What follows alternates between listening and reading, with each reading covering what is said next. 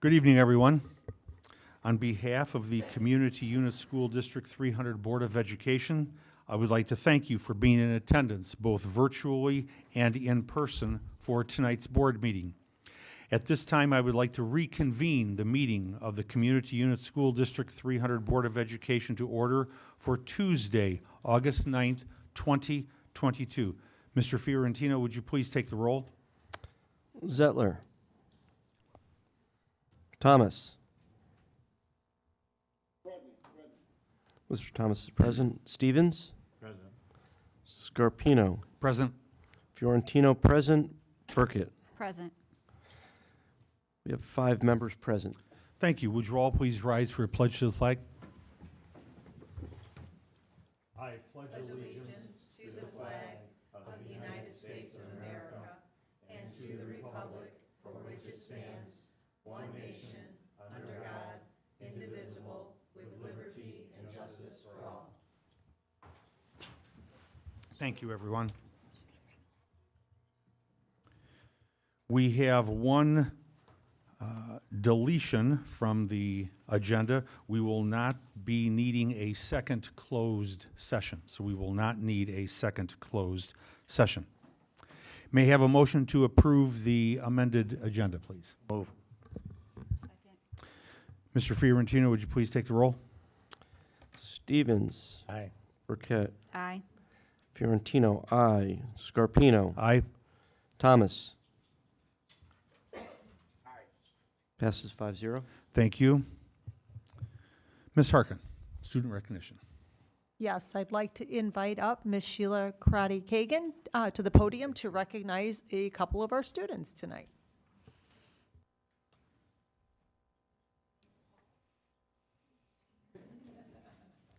It's a maze. Good evening, members of the board, Superintendent Harkin. It's so nice to be back and doing this type of thing in person again. We are here to recognize 2 outstanding students from Jacobs High School, 2 recent graduates who have both been selected as finalists for the Illinois High School Musical Theater Awards. They were selected for this honor and participated in the workshop at the very end of May, right around the time that school got out. So we're very excited to be able to recognize them today. Unfortunately, Jesse wasn't able to be with us, but we're still going to say some nice things about him as well. I'd also like to introduce my co-presenter, Jennifer Parker, choral and theater director at Jacobs High School, who has been their teacher for these past 4 years, and we could not be more proud. Would you like to read this? Sure. On behalf of D300, I'm super proud to recognize Alex Quast and Jesse Aronia for their selection for the Illinois High School Musical Theater Awards. Alex has been nominated 3 times and 1 time placing in the top 3 finalists in the state of Illinois, and Jesse has been nominated twice. Only 24 students in the state of Illinois are selected each year, 12 actors, 12 actresses, from every high school in Illinois. Being nominated is so amazingly incredible, and the fact that they have been nominated multiple times is such an amazing achievement. We could not be more proud of these 2 students and their commitments to the arts. Good luck to you and your bright futures.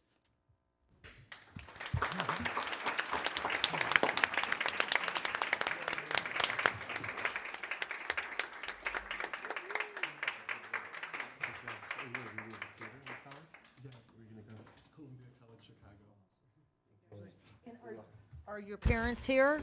So we want to wave and say thank you, parents, for being here.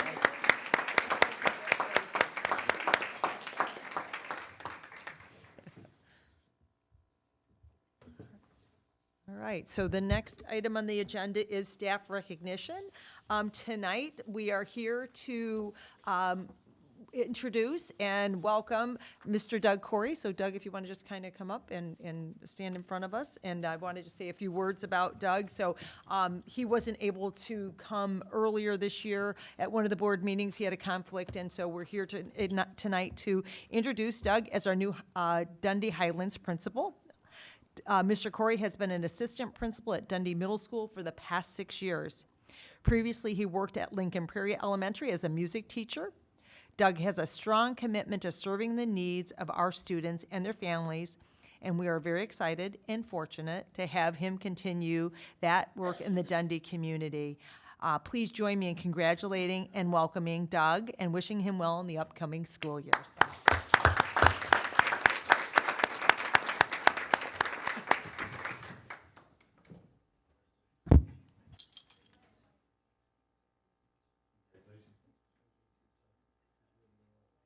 You've hit the ground running, right? You're already Institute Day starts on Thursday, and you're ready to go?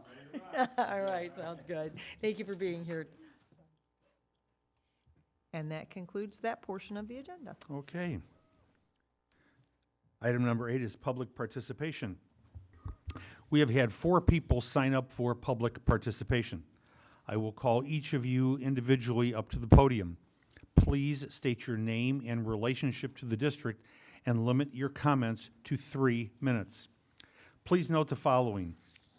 Each speaker has been provided with the guidelines for public participation. Minors need to be accompanied by their parents or guardians. The board will consider your comments but will not dialogue or engage with speakers in this forum. Questions raised may be assigned to the superintendent for an answer. As appropriate, a member of the administration may reach out to the speaker to give them relevant information or to ask for additional information. This is done to make sure the board has all the information needed to properly address the speaker's concerns. Charges, complaints, or challenges against staff members of the district will not be heard in open meetings and should be made in writing to the board and superintendent. We also ask that speakers refrain from personally attacking district staff or members of the board. Pursuant to board policy, this evening's participants must limit their comments to 3 minutes. We ask each participant to be respectful to all individuals who have signed up to speak or adhere to the allotted time limit. We also ask that speakers conduct themselves in a civil and courteous manner and refrain from trying to engage members of the board in dialogue during public participation.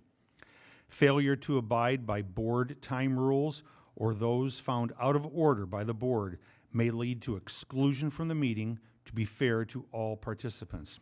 Thank you for your understanding and your cooperation. The first speaker is Sharon Fetting. Hello, my name is Sharon Fetting. I'm a parent of 2 kids in Jacobs. I sent an email on July 10th to the superintendent, DEI director, and the principal asking about SEL, if there was going to be any grading.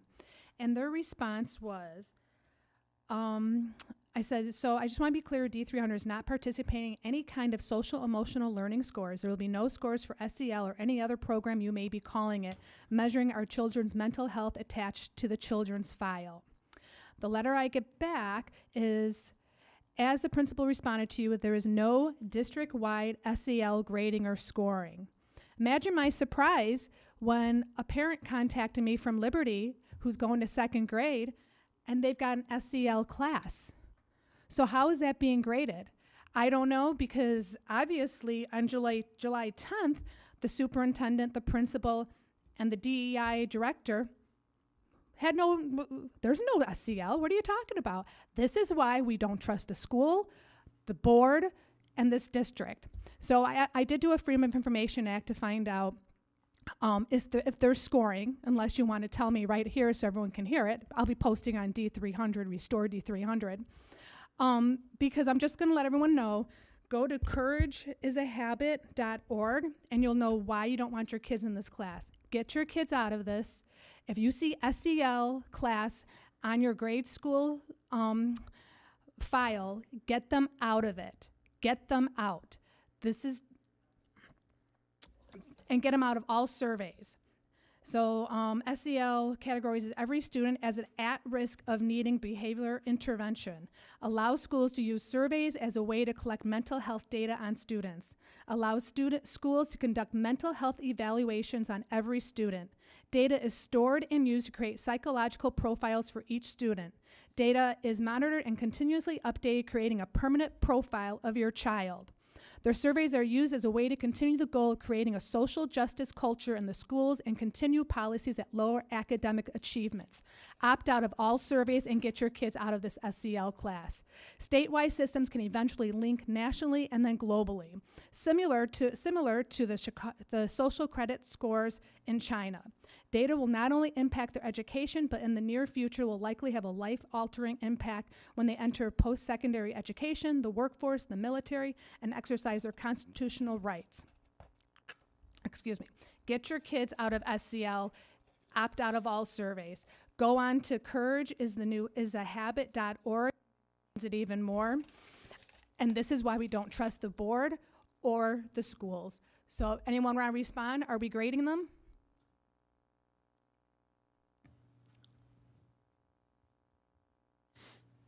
Thank you. Thank you.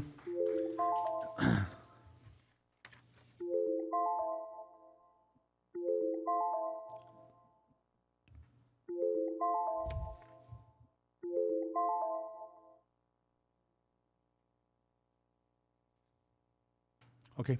All right. Our next speaker is Christina Constanti.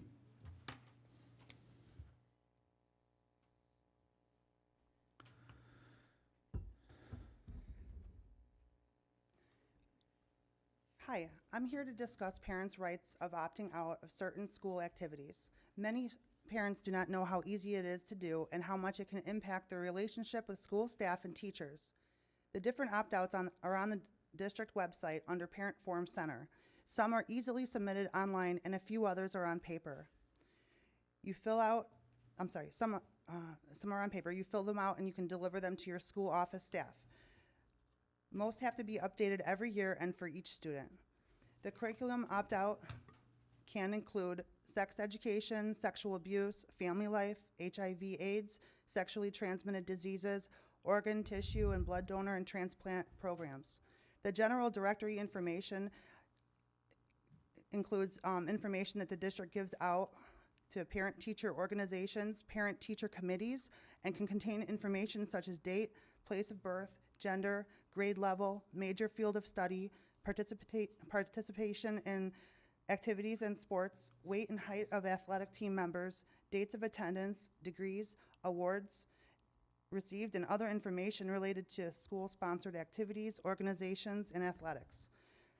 Another opt-out you can do is a lockdown drill, which includes active shooter drills. There's another one, military and recruiters, post-secondary education institutions for grades 9 through 12. The information includes name, telephone number, address, email address. Survey opt-out. This will exempt your children from surveys on political affiliations, mental and psychological problems, potentially embarrassing to the student and his family, sex behaviors and attitudes, illegal, antisocial, self-incriminating and demeaning behavior, critical appraisals of other individuals with whom respondents have close relationships, legally recognized privileged relationships such as those with lawyers, physicians, ministers, religious practices and affiliations or beliefs of the student or student's parents, and income. There's also another one about photographs or videos of your student. Personally, I've been opting my kids out since January, and it really opened up my eyes in dialogue with the staff and teachers. I have chosen to have the teachers send me material to review prior to any lessons. I've had a great discussion with Todd, head of security, about the lockdown drill concerns. I even found out that one of many clubs at Dundee Middle School falls under my sex education family life, even though there is no mention in the school club page. I had to talk to the school's counselor, who in fact facilitates the Swans Club with another school counselor, to find out exactly what topics and scopes were involved. I asked her and the principal to please change the description so parents know and can be better prepared to be partners with the district. As you have heard, it's very important to opt out. If you have any questions, please reach out to me. Thank you. Thank you. Our next speaker is Kim Oakland. Oakland. Okay, thank you.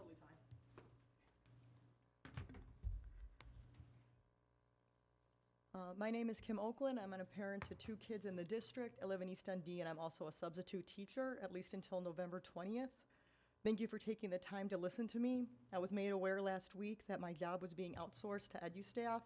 According to the person I spoke with in HR today, the pay will be the same, benefits will be provided, but contributions to TRS will stop. As someone who understands that subbing is not a full-time position, I don't expect to receive benefits. However, I do expect to contribute to my retirement fund. I was not consulted about the termination of my pension contributions.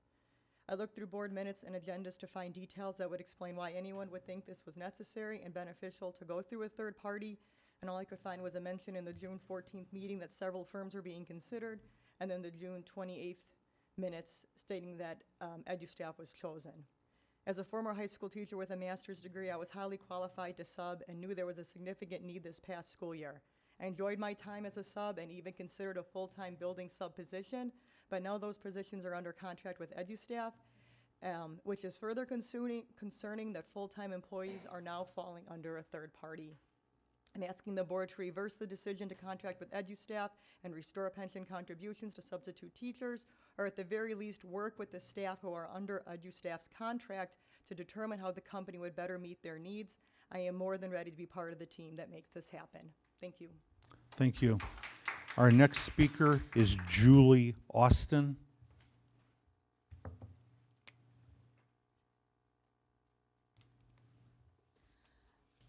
Hi, my name is Julie Austin. However, I'm reading a letter from a fellow parent in the district that could not be here tonight. Hello, I am a parent of 2 daughters in the district. I'm having someone read this on my behalf because I have a newborn baby and don't feel comfortable leaving him yet. While I have nothing but wonderful things to say about our school, the teachers and staff, this district continues to be frustrating.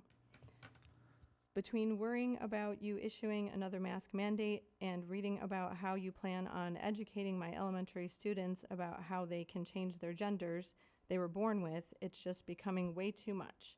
My kindergartner didn't socialize or participate in any classroom activity or even speak last year until March when she was able to take off her mask. I did not realize how badly wearing a mask was affecting her school life until her teacher told me what a difference not wearing a mask has been for her. It broke my heart. The community has been in high levels of COVID for quite some time, yet life has gone on. Everyone has been able to do whatever they want with no mandates. And I think it's absolutely ridiculous to even consider making our kids wear masks again. You talked last year about how we need to keep everyone in masks because not everyone could get vaccinated. Well, now that everyone is eligible, you can't use that as an excuse. No one can argue that being vaccinated has done anything to stop the spread anyways. Many studies have found that wearing a mask has done us more harm than good, with all the germs they get on them, and it's not good for our immune system, and how badly it has affected many kids and their education. COVID, unfortunately, is not going away anytime soon or ever. So what are we going to do? Keep the kids in masks for a third school year or indefinitely, while everyone else in society continues to have a choice and go to concerts, on airplanes, and anywhere else they choose to go without a mask mandate? I don't think so. These kids have been through enough. It should continue to be up to each family whether they want their kids to wear a mask or not. I send my kids to public school for them to learn academics, science, math, reading, writing, etc., not for anyone to put any mandates on them or to teach them ideas they have no need to hear about, considering they don't even understand how their bodies work and haven't been through puberty. I think it's insane that we are addressing any of this. Like I said, we love our school and my girls are very excited for their new school year, but I will not hesitate to find another education option for them if this district puts a mask mandate back in place. We need to continue to move forward with our lives, not backwards. These kids all deserve it. Thank you. Thank you.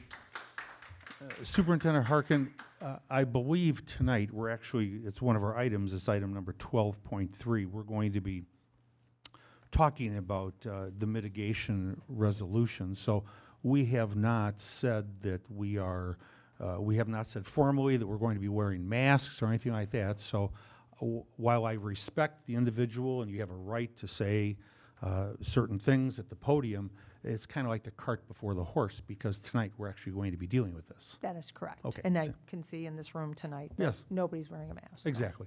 Thank you very much. Thank you. Okay, the superintendent's report right now. Superintendent Harkin. Yes, so I would like to invite up Miss Shelley Nacky to address exactly this very topic and to discuss what we will be looking at to keep our kids safely in person in school this year. And I will move it for you, but really our focus this year is keep our kids healthy and in school plan. Certainly we know that there's been a lot of COVID that's being transmitted recently, and certainly we've had our own share of it in our own central office with various people getting sick, and certainly we want to do our best because we want kids in school learning, and what we're going to do is try to follow the guidance and the guidelines that will help us get to that place. So Shelley is here to speak on behalf of that program. Thank you, Mrs. Harkins. Sorry, I forgot the clicker, so if you could advance this. Yeah, no problem. So overall, this is the start of a school year. So just as a reminder, we are going back to school as normal, and kids do come in contact with germs and things like that. So this is just kind of a reminder of our sick day guidelines. So our sick day guidelines is a reminder of when to keep your child home, regardless for any cause, is that if you have a fever of 100.3 degrees or higher, vomiting, diarrhea, rash, all those fun things that I get to talk about at a board meeting now. There's other symptoms, that all of these things could be for a variety of different reasons. So if they're excessive tired or lack of appetite, headaches, body aches, and earaches, those could all be for many of things. And, as a parent, you can contact your physician and follow up with that. So what happens if your child is sick? So returning to school, if they're feeling fit for at least 24 hours. So that means if they're fever-free, vomiting, diarrhea-free, and that's without the use of medications. So we know that some parents are like, oh, if I give that Motrin, for that fever, oh, come on, us as adults have done it too, of, if I just take this, maybe it will go down.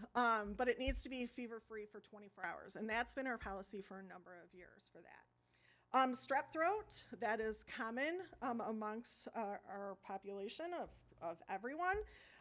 So if you're on that for antibiotics for at least 24 hours, conjunctivitis, that's pink eye, for the eye drops for 24 hours. So again, this is reviewing just anything of a student can be sick from. Unexplained rashes, we ask that you get assessed by your doctor, especially if it's open or draining and can spread. Sometimes this is a lot common with our wrestlers during wrestling season and things like this as well. And then our forever friend of chickenpox at the elementary schools. I don't know about you, but my mom used to send me to the chickenpox party when we were younger. So chickenpox, you need to be home for at least 5 days with that. And that's been in our policy. So when you're looking at keeping all students healthy, these are just general reminders across the board. So making sure that your child has plenty of rest and a nutritious diet. Show your child proper hand washing and hand washing. A lot of times a good hint with working with students is to sing the happy birthday song twice with soap and water. So as they're washing their hands, if you sing happy birthday twice, you've gotten all the germs off. Limit touching of your eyes and nose and mouth. This helps spread, prevent the spread of any type of germ. Teach your child to cover their mouth and sneeze with a tissue. Which sounds like basic, but for some of your little preschool and kindergartners, sometimes this is really hard, but just, teaching that. Minimize the time your child may spend with others, so we also want to minimize that at school, and try to avoid those personal items. Sharing is caring, but not all the time. So trying to avoid some of those sharing of items. Now, specifically to COVID, this is our current guidance from our local health department and our IDPH. We know that guidance can sometimes change. If a student or staff member does test positive and home tests are allowed, you can return to school after 5 days, or if you're fever-free, after that and being fever-free for those 24 hours and symptoms improving. If you return days 6 through 10, we do ask that you wear a mask. If students or staff are not able to wear that fitting mask, then you are out for the 10 days for that COVID positive case. If a student is positive or a staff member, we will ask them to kind of sit separate because you can't wear a mask during that. So to the best extent that a school is possible. We know some schools it's a little bit easier than others, but not all the time. So beyond that, those are COVID, for COVID positive cases that we will be doing. I will open this up if you have any questions. Board members, any questions? So right now, there's not a mask mandate, so people can understand that, okay? Only if they're positive Only if days they're positive. 6 through 10. Thank you very much. correct. And the rest of what you showed to us basically is what has already been in practice for any number of years in the district. Correct. Yeah, thank you. So, Thank you very much. thank you. All right, I'd like to invite up Mark Wetzel to review our social studies graduation requirements at the high school level. Sure, just no problem. Yeah, sorry, there you go, sounds great, thank you.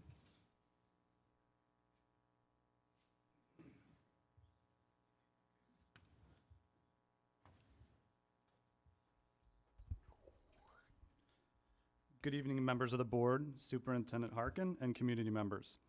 I'm here tonight to recommend changes to the graduation requirements for social studies for the graduating class of 2027. To provide some context, in July of 2020, the administration created a plan to add numerous new elective courses to the high school social studies curriculum. At that time, the decision was also made to remove world history as a course to make room for the newly added courses and expand student options.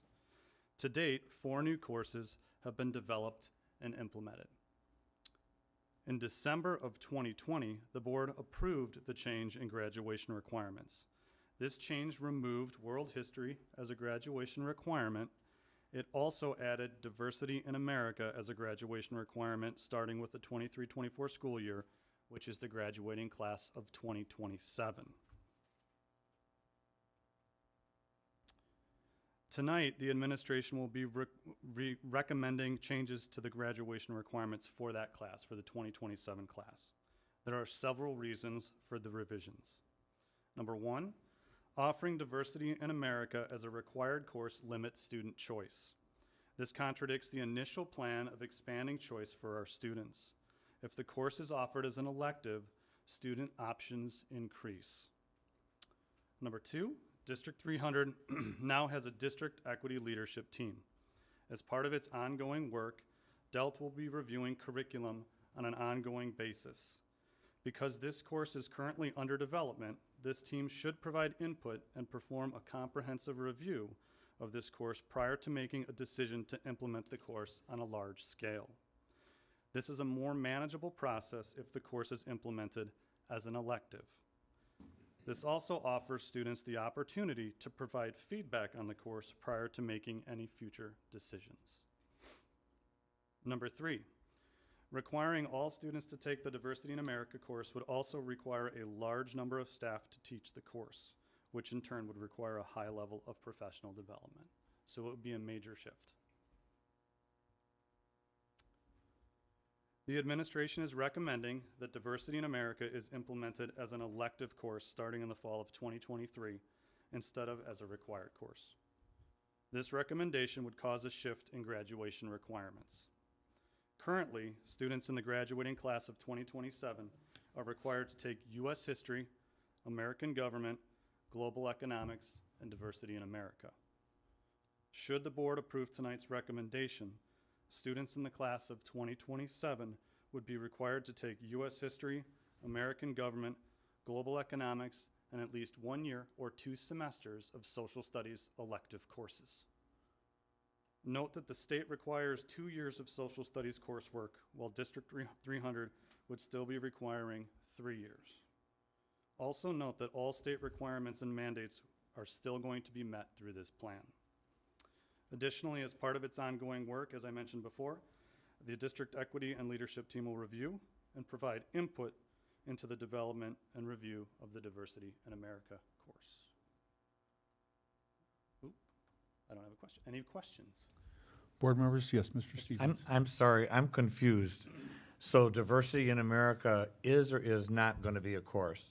It's going to be a course, but we're going to implement it as an elective course. As an elective, Yes. okay. So when you say we'll review and discuss, that's just the development of that course? We are developing that course, but also DELT has a lens on providing feedback and oversight to some of the courses that we And do. all these courses have the same credit hour benefit? Well, if they're electives, typically if they're an 18-week course, they would be 0.5 units, and if they're a full year course, they would be 1.0 units. So the elective courses, some of them are 18 weeks and some of them are 36 weeks. So, it just depends. but if we're requiring 2 semesters, not all of these are 2-semester classes? Correct. Correct. So what we are looking to do is align with the state so that students have to take United States history and government and economics. And government and economics are each 18-week courses. So that's the 2 years. U.S. history is 36 weeks. Government and economics are 18 weeks. That gets you to your 2 years of state requirements. What we are now saying is we require students to have 3 full years in our district of social studies courses. So you can take 1 year-long elective course if you choose to.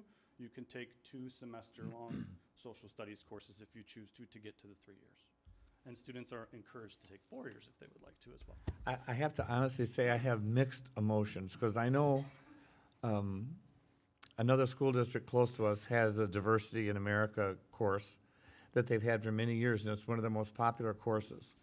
And I hate to see that not happen here. I think it's a wonderful course, frankly. And now you're making an elective rather than a mandatory. That would be the recommendation, that if students want to choose to take this as we develop that, they would have that option to do so. And as we refine the course, then we would look to make a decision if we wanted to open it on a wider scale. So if they decide not to, they can take one of these other 4 courses. Yes. I see. To follow up on that, so you mentioned that DELT will be reviewing all of these elective courses, correct? To make sure that we're making, from the equity lens, to make sure that representation is embedded in these other courses as well? It's my understanding that DELT is reviewing a wide scale of our courses to ensure that those components are built within, yes. Great. And then you don't happen to know which courses are the year-long courses and which are the, For social studies? yeah, of the electives? I'm just curious because, Yeah, and I'm we- also then curious, say that one of these is very popular, like Diversity in America becomes very popular. Is there going to be a problem having enough sections for student demand? Are some students might get bumped to a different Good question. elective? That is a great question. Can I answer the second part Sure. first? We typically have elective course sections based on demand. Okay. So if we have, let's say, 50 kids at Jacobs that want to take this course, you would have 2 sections. If we had 120 students, we would have 4 sections. So elective courses fluctuate, as do almost all of our courses, based on student demand and interest for those courses. The other piece to that puzzle, in terms of which courses are semester-long and which are year-long, any AP courses that we offer are full years. We do have a few ECC on-campus dual credit courses, which are half of a year in length, but students get a full year credit for taking them and college credit. We also have numerous 18-week courses: psychology, sociology, war and conflict. There's like Yeah, I'm 12. sorry, I was being more specific about these electives. I just wondered which ones were year-long social studies elective Yeah. and which ones were not. The ones on here that you're looking at on your screen, U.S. history is 1 full year. American government. Yeah, I mean of the No, we're talking elective, about the the- 5 the previous electives, slide. 5 electives. Yeah. Oh, it's- So sports and resistance Oh, yeah, in yeah, American okay, history, gotcha. history now, women's studies, You're talking about these 4. genocide, diversity. Yeah. Yeah, so These like are I'm all trying to figure out semester-long. what combination a student might be able to put together. They're all semester-long courses, Okay. 18-week courses. Yes, Got it, thank you. thank you. Any other board members have any questions? I've got a couple. Sure. To determine how many teachers are needed, how many sections there are going to be, when do students sign up for the, let's say, second semester? Yeah, so the process laid out, it depends if they're in 8th grade going into high school or if they're already in high school. So if we're talking about 8th graders, they are starting to make those decisions, I would say February or March. We usually have an elective fair in January, a freshman night, where they start to determine and think about what those courses will be. That's typically a little bit sooner for kids that are already in high school. Okay.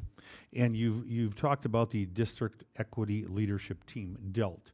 Can you tell the board the composition of that team? That is a fabulous question. I am not on that team, but it's my understanding that there are a variety of administrators that are on the team, as well as teachers from across the district that are on the team as well. I do believe there's also some student involvement with that team, but I don't want to speak ahead of myself. There might not be. No. Not yet? Not yet. Yeah, we have people from all buildings, all different levels of the organization, all different bargaining groups. K-12, yep. And it's probably pressing about 30 people in total right now. Okay. Okay. Thank you. Thank you. Thank you very much. Okay. Thank you. All right, and then I will invite Miss Jennifer Porter up to provide a presentation on the tentative budget.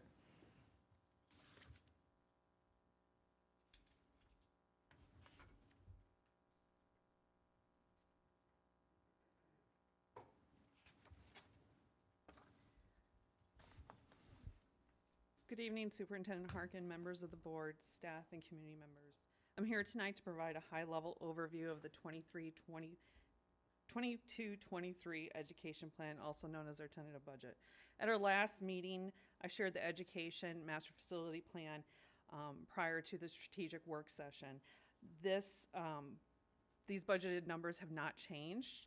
However, the presentation tonight is only focused on the 22-23 fiscal year. Tonight I will talk about our budget assumptions, our projected revenue and expenditures.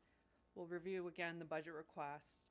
We'll look at our 2023 operating and debt fund projections and our 23 alt fund projections, and then we'll look at some financial information and talk about what our next steps are. So as you look on this slide, our property taxes for levy year 21 increased $269 million in new property, and along with a CPI of 1.4%.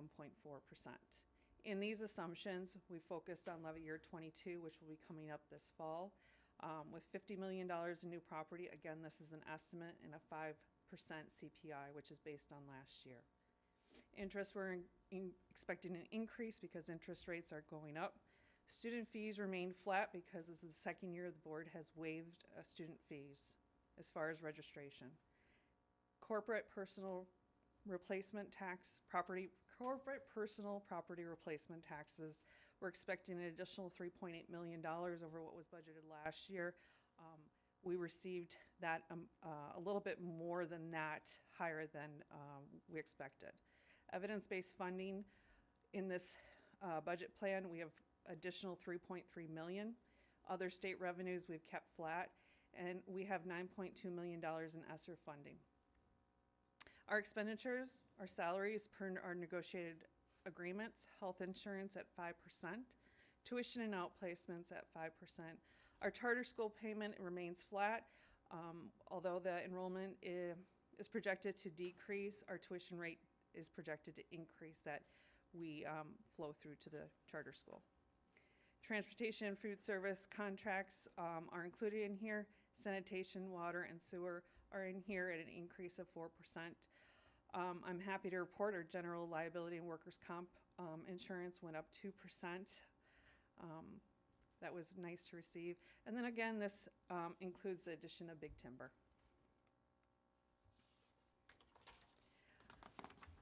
With this slide here, you're looking at what our budget was for 22 and what our budget is projected at 2023.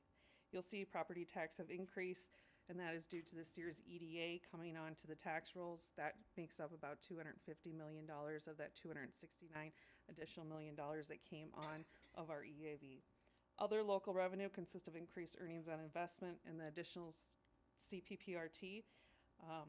And then when you look at the state funding, you have the evidence-based funding As I said before, it increased, and we have other state revenue that increased over last year's budgeted number as far as the transportation.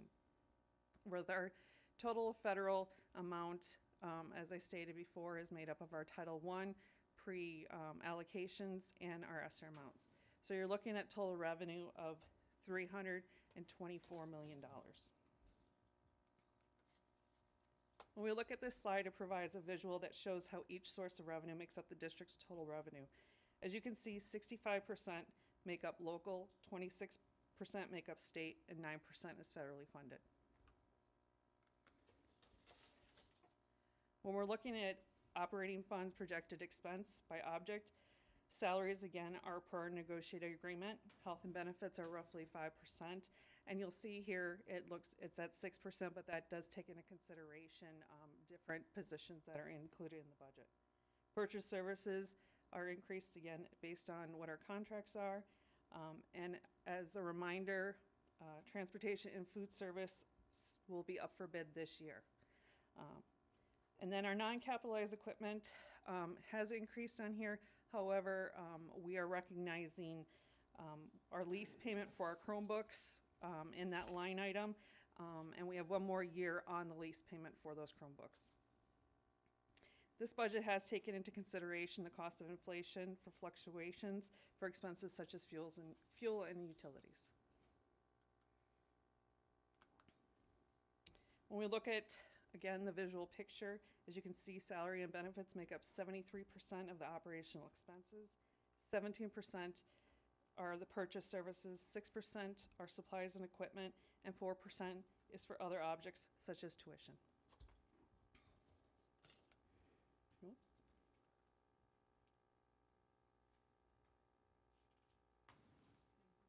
Can you help me out, please?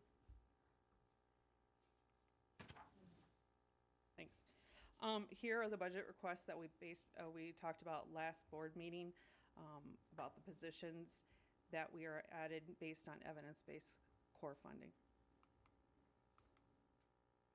And then these are the positions that were added based on alternative funding, which include ESSER funding as well as additional grants. As you can see here, I have tied them to the strategic goal items that we will be talking about later on tonight. At our last board meeting also, we talked about our master facility plan. These are the projects that we will be, I guess, putting the shovel to in the summer of 2023. We have about $19 million in projects. When we look at our total operating funds, we're looking at a projecting revenue of $324 million and expenditures of $312 million for expenditures, with a surplus of $9.2 million for operating funds. Per board policy, the district aims to maintain a threshold of 30% of annual expenditures. Here you can see the anticipated percentage is 40.9%. Please note that the projected beginning and ending fund balance used here is based off that fiscal year 22 budget. At the September finance meeting, I will provide projections for the ending fiscal year 22 fund balance. We expect, again, those will be projections, but we'll expect final numbers in November after all the audit adjustments have been completed. When we look at all funds, and when we talk about all funds, it includes operating, bond and interest, and capital projects funds. We project $355 million in revenues, $365 million in expenditures. Adding all these funds together shows a $9.8 million deficit. The deficit is funded through our capital projects fund balance. As we have previously shown in years past, we'd like to show you some district financial highlights. This slide shows how D300's operating expense per pupil stacks up against the state average. The blue bar represents the state average with the red bars representing D300, and these are over from 2010 to 2020. As you can see in this chart, D300 per pupil costs are consistently under the state average, and for 2021, they were under $2,100 below the state. If you take that amount and multiply it by our average daily attendance, the district would need an additional $40 million to meet the state average.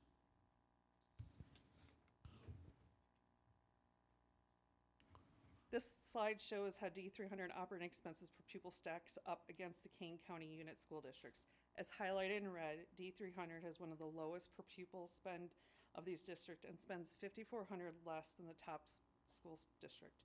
If you take that amount and multiply it by the average daily attendance, the district would need an additional $86.4 million to spend as much as the top one, which is Batavia.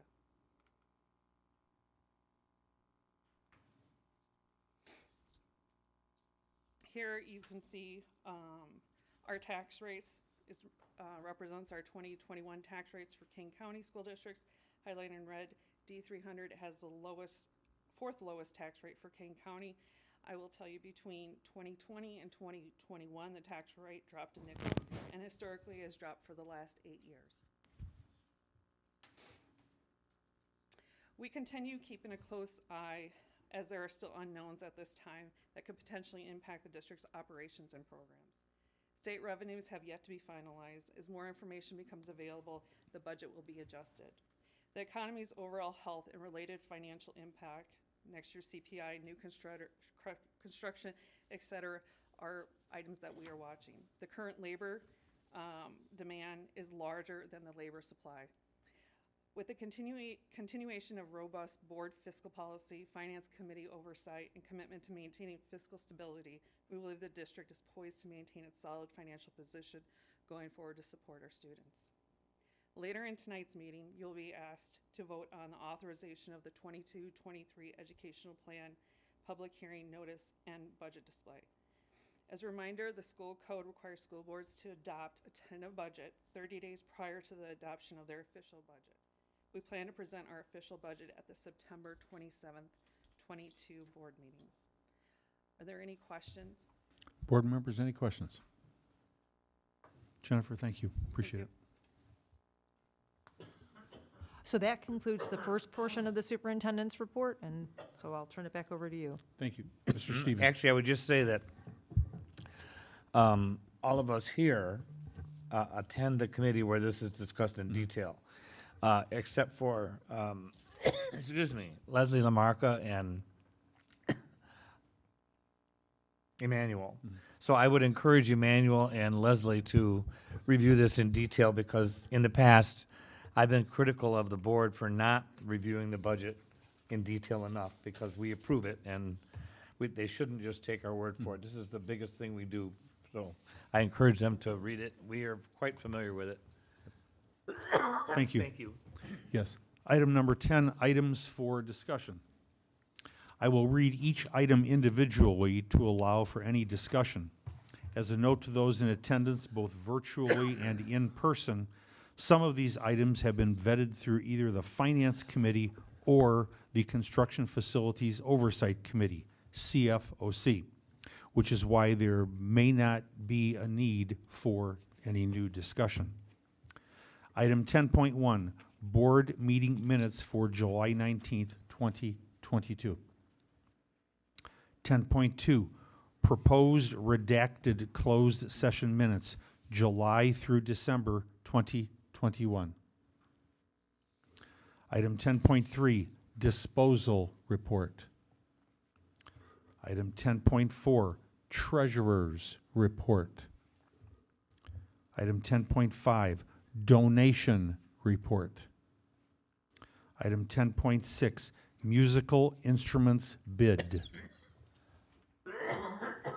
Item 10.7, Help Desk Software Proposal. Item 10.8, Student Photography Graduation Services Proposal.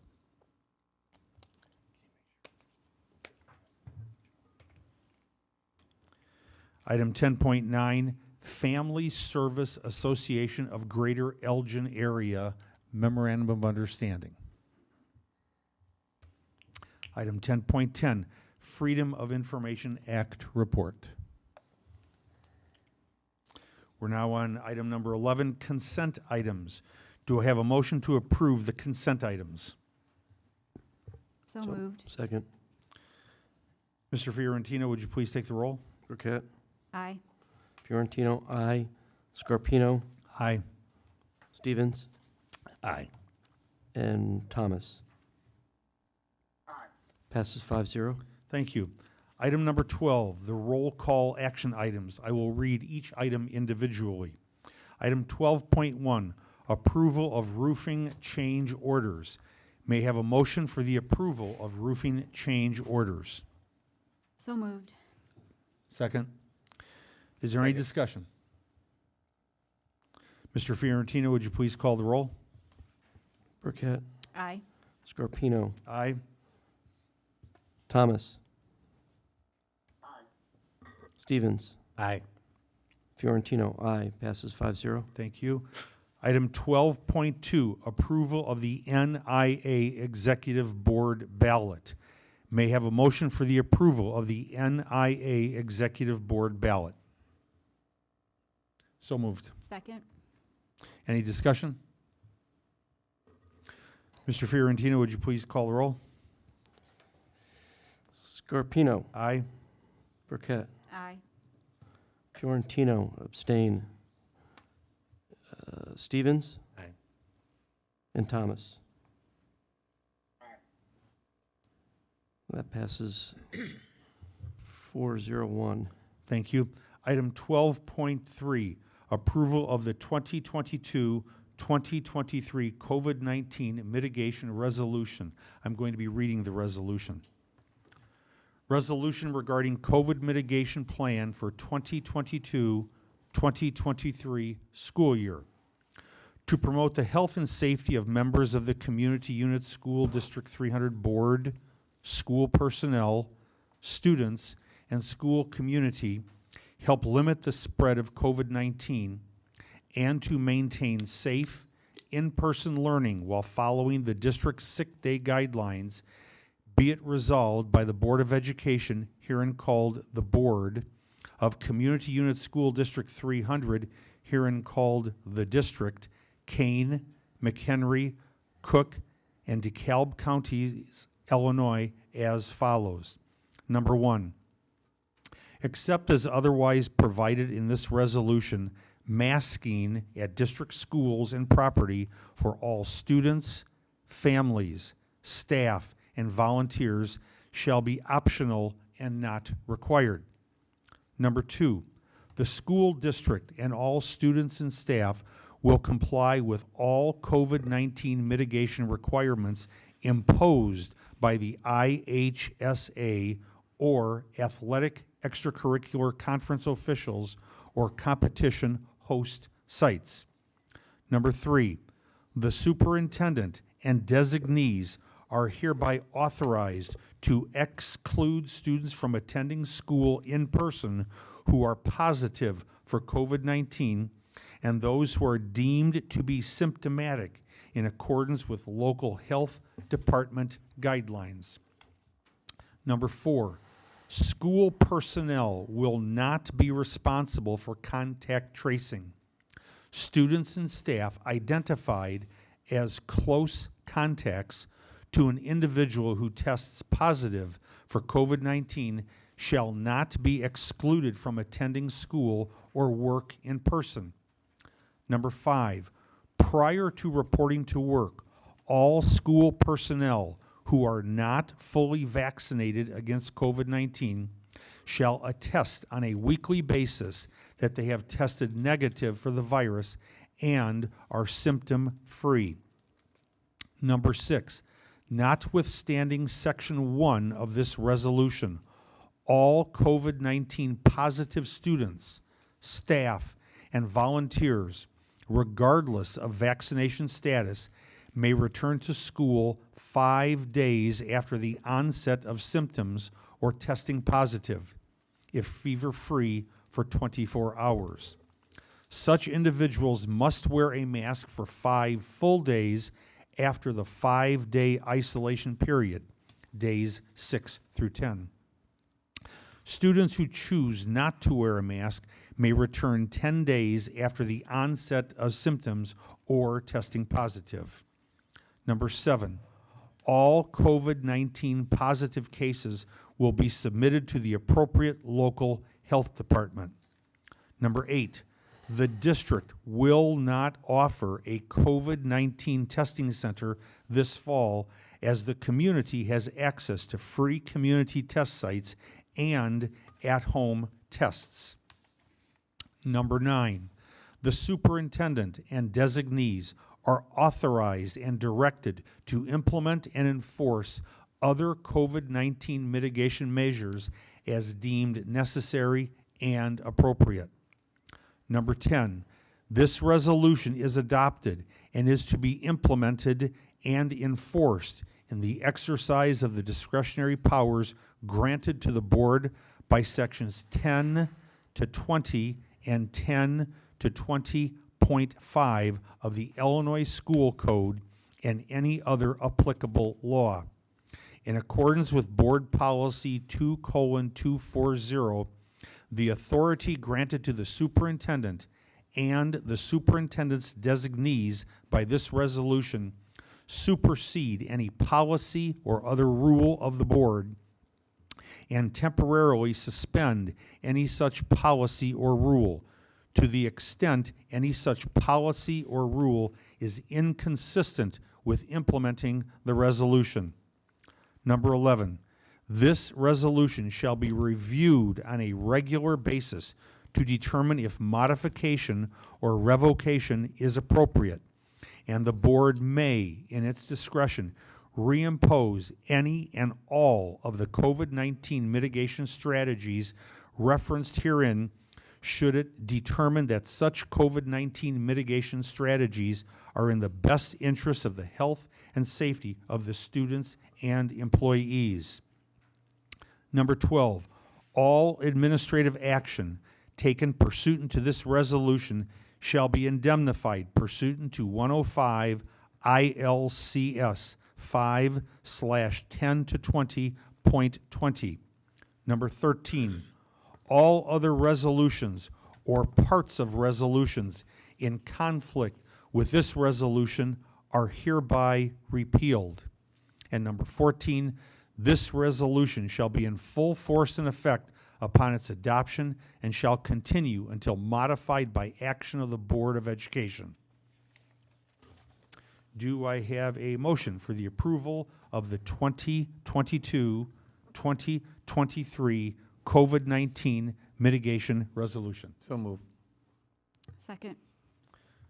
Any discussion, board members? Mr. Fiorentino, would you please call the roll? Stevens. Aye. Burkett. Aye. Fiorentino, aye. Scarpino. Aye. Thomas. Aye. Passes 5-0. Thank you. Item 12.4, approval to display the 2022 tentative budget and publish the public hearing notice. May I have a motion for the approval to display the 2022-2023 tentative budget and publish the public hearing notice? So move. Second. Mr. Fiorentino, would you please call the roll? Stevens. Aye. Thomas. Aye. Burkett. Aye. Fiorentino, aye. Scarpino. Aye. Passes 5-0. Item 12.5, approval of the social studies high school graduation requirements. May I have a motion for the approval of the social studies high school graduation requirements? So moved. Second. Any discussion? Yes, I just want to inform everyone that I will be voting no on this, and my reason is I look at the world and see the polarization that we have. I think the more we can teach diversity, the better, and I'm not swayed by the obstacles, and I'm concerned that this course isn't getting the attention that it should, so I'll be voting no. Thank you. Any other discussion? Mr. Fiorentino, would you please call the roll? Fiorentino, aye. Scarpino. Aye. Stevens. No. Thomas. No. And Burkett. Aye. It fails 3-2. Passes. It passes 3-2. Passes 3-2. It's, Passes it's by 3-2. members of the Yeah, members present and the Members present. quorum. Remember, so the motion passes 3-2. Item number 13, the strategic plan work session discussion. Ms. Harkin. Excellent. So, thank you. This is going to be our last work session for the completion of the strategic plan. We'll walk you through what tonight's activities are, and the plan would be is at the next board meeting, you would formally adopt the components that we'll be discussing tonight.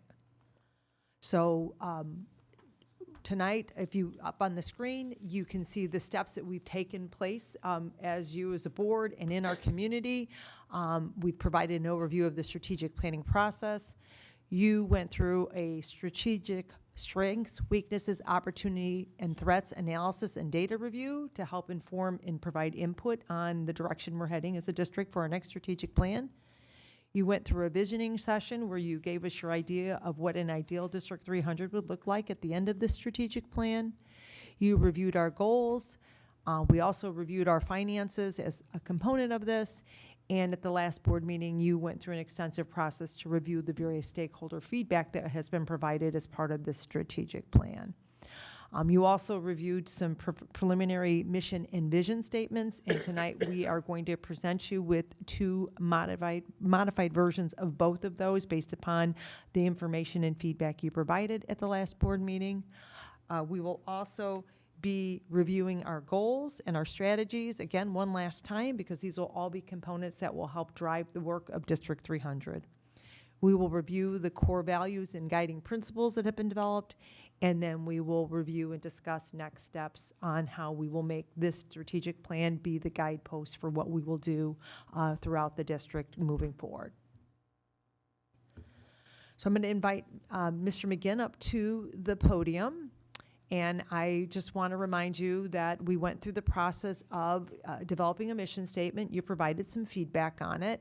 As a reminder, the mission statement is to give an overall purpose of the organization and explain what we do, for whom we do it, and the benefit. So those are the three components. On the next screen, we're going to give you the two options. What I will tell you is the first option is you had gone through and ranked what do we do for whom and the benefit of doing it. And you all had very clear ideas on what those three items were. And that is the actual first mission statement is there.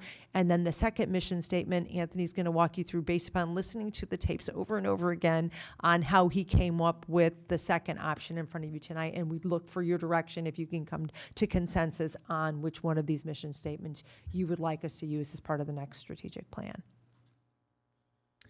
Good evening, Board of Education, Superintendent Harkin.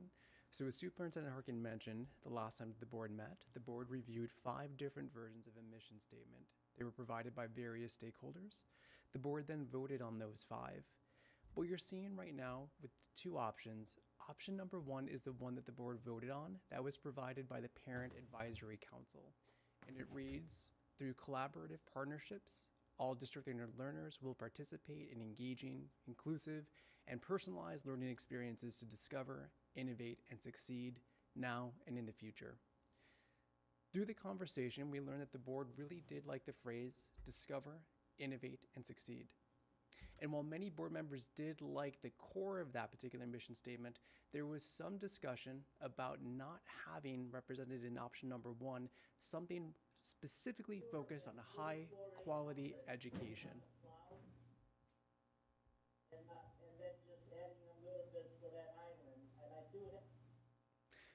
So during that particular portion of the meeting, specifically Dr. Scarpino and Mr. Fiorentino had mentioned education is our core business, and that is something that we would like reflected in the mission statement. So could we find a way to adapt that?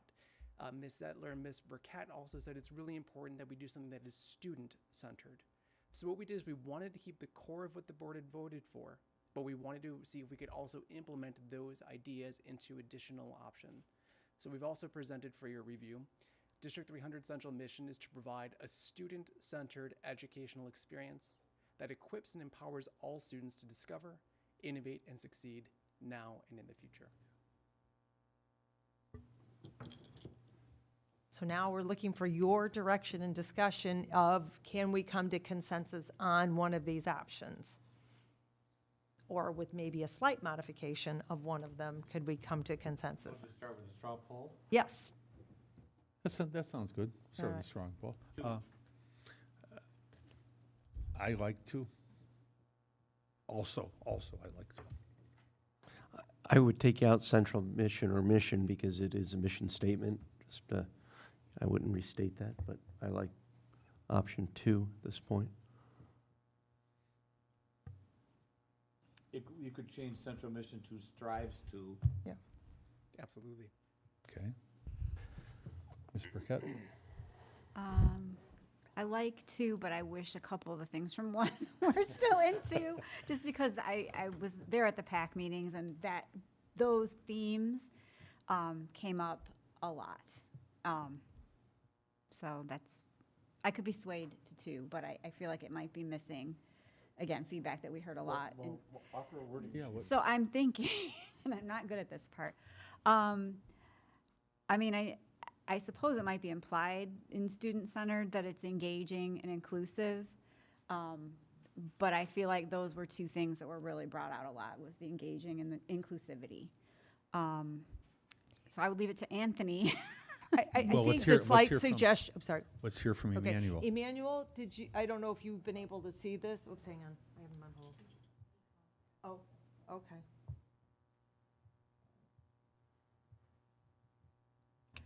I do like the idea of changing central mission, though, to strives or something like, so an action, right?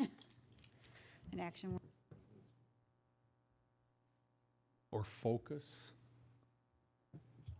You know. Hi, we've got you back. There was some background noise that came through, so I put you on hold. I apologize. Okay. No problem. Perfect. I think we just maybe need the engaging and inclusive. Yeah. I don't know if that makes it too long. Okay, Emmanuel's on the Yeah, phone. so, let's- and Emmanuel, I don't know if you were able to look at the board presentation that was sent out. We're on the mission statements. If you had a chance, did you have a preference for option number 1 or option number 2? Number 2, okay, perfect. Then we've got consensus that number 2 is the one we're working off of. So I think we were talking about a slight modification. I think if I heard you, and I would agree, perhaps after student-centered, we put engaging and inclusive educational experience and brought those 2 words down. The purpose of a mission statement, there's no word limit to it. It just wants to make sure that it reflects. So I don't believe adding those 2 words would, be a challenge, as well as then changing and taking out central mission, strives to provide a student-centered, engaging and inclusive educational experience that equips and empowers all students to discover, innovate, succeed now and in the future. Yes. And where would the District 300 Discover, Innovate, and Success be? So the plan would be, that's just a tagline. Okay. That we, most people, as they look to, what are we aspiring for, right? We keep getting shorter and more abbreviated words. And so I've asked for the next board meeting that Anthony's team comes up with, some sort of logo, some sort of icons that go along with it, so that, again, when we look to how are we setting our vision and our course for the district, that we've got those words are just there. And I will tell you that those words also resonated very highly with the central office team as to we can get behind that and drive our work from there. So that's more of a tagline than anything else. Thank you. I like how I know that came out of that, and we kind of weren't a huge fan of it, but I like how you wove that in. I feel like with those changes, this option 2 really is pulling from like what we heard from our parents, what we heard from our, and just, it's a nice summary. So Yeah. I appreciate how whoever worked on that and came up with all that wording. So, Superintendent Harkin, while it's 2 slides out of sequence, we do have a concept of that artwork. Is that something that you'd like us to display right now? Absolutely. So, right, so this is what the plan would be to go with our logo. So absolutely, assuming you were going to go with this is kind of what we thought would be a nice visual. That, again, the plan would be is we will create a 1-pager with all of the components that we will hang up in every school as a place for us that we've got that visual, that what we're looking to achieve here. So, but this was what we thought. I'm thinking cute little icons that go with it as well too. But they haven't, I'm always pushing more work, and there's not enough time in the day. So, All right, so it sounds like if we add those two words and change the central mission, we will bring that back at the next board meeting.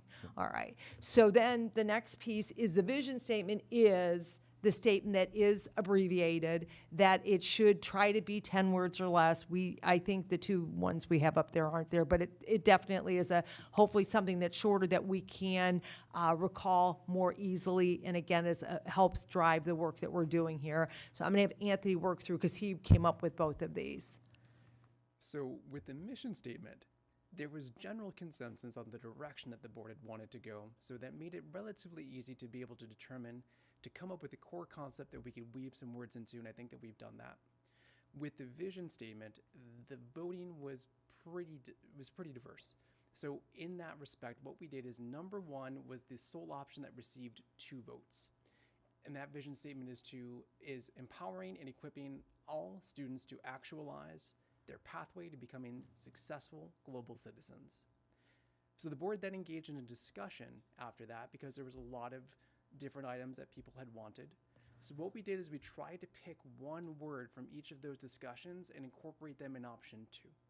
So option 2 is not anything the board has seen or voted on. It is just taking the core concepts that was based on the discussion, and we try to arrive at something. So the proposed mission statement was that supporting each student in reaching their highest potential while fostering a lifelong love of learning in a safe environment. I'd like to offer option 3. Supporting each student in reaching their highest potential in their chosen pathway to becoming successful global citizens. I did. Can you read that again for me? Chosen pathway? Supporting each student in reaching their reaching their highest potential in their chosen pathway to become successful global citizens. It's kind of a combination of both of them.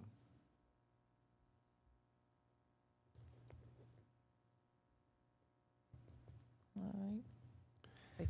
Yeah, so, And I thought the word chosen was significant, their chosen pathway, yeah.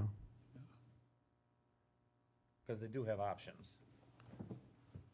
Joe, read it one more time, just one more time, please. Supporting each student in reaching their highest potential in their chosen pathway to becoming successful global citizens. Okay. Any other board members, any comments on that? I know a lot of people that the global citizens was like a polarizing term. Like some people loved it, some people didn't like it. Again, I'm just going with the feedback from the PAC meeting, and I also believe that some of the board members also we kind of went back and forth on that. Could you say? I just don't know if there's another term. Successful members of society? I mean, that's another kind of less. Could it just be in their pathway to becoming success? Do we have to say what they are?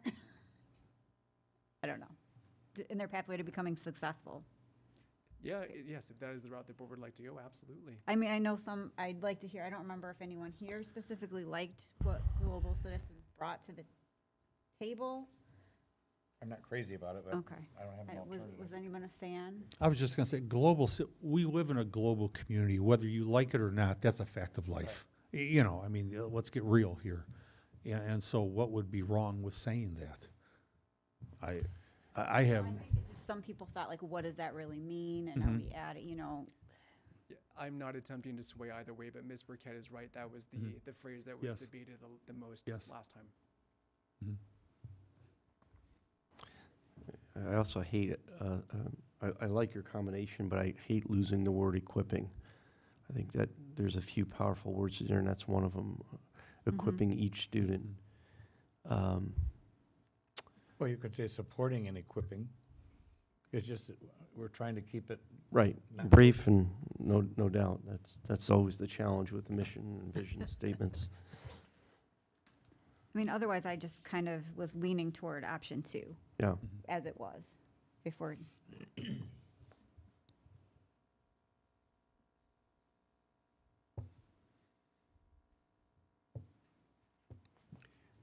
I think you need to either react to what I suggest or suggest an alternative, yeah, kind of sounds that way. or disagree with it. Kinda sounds that way.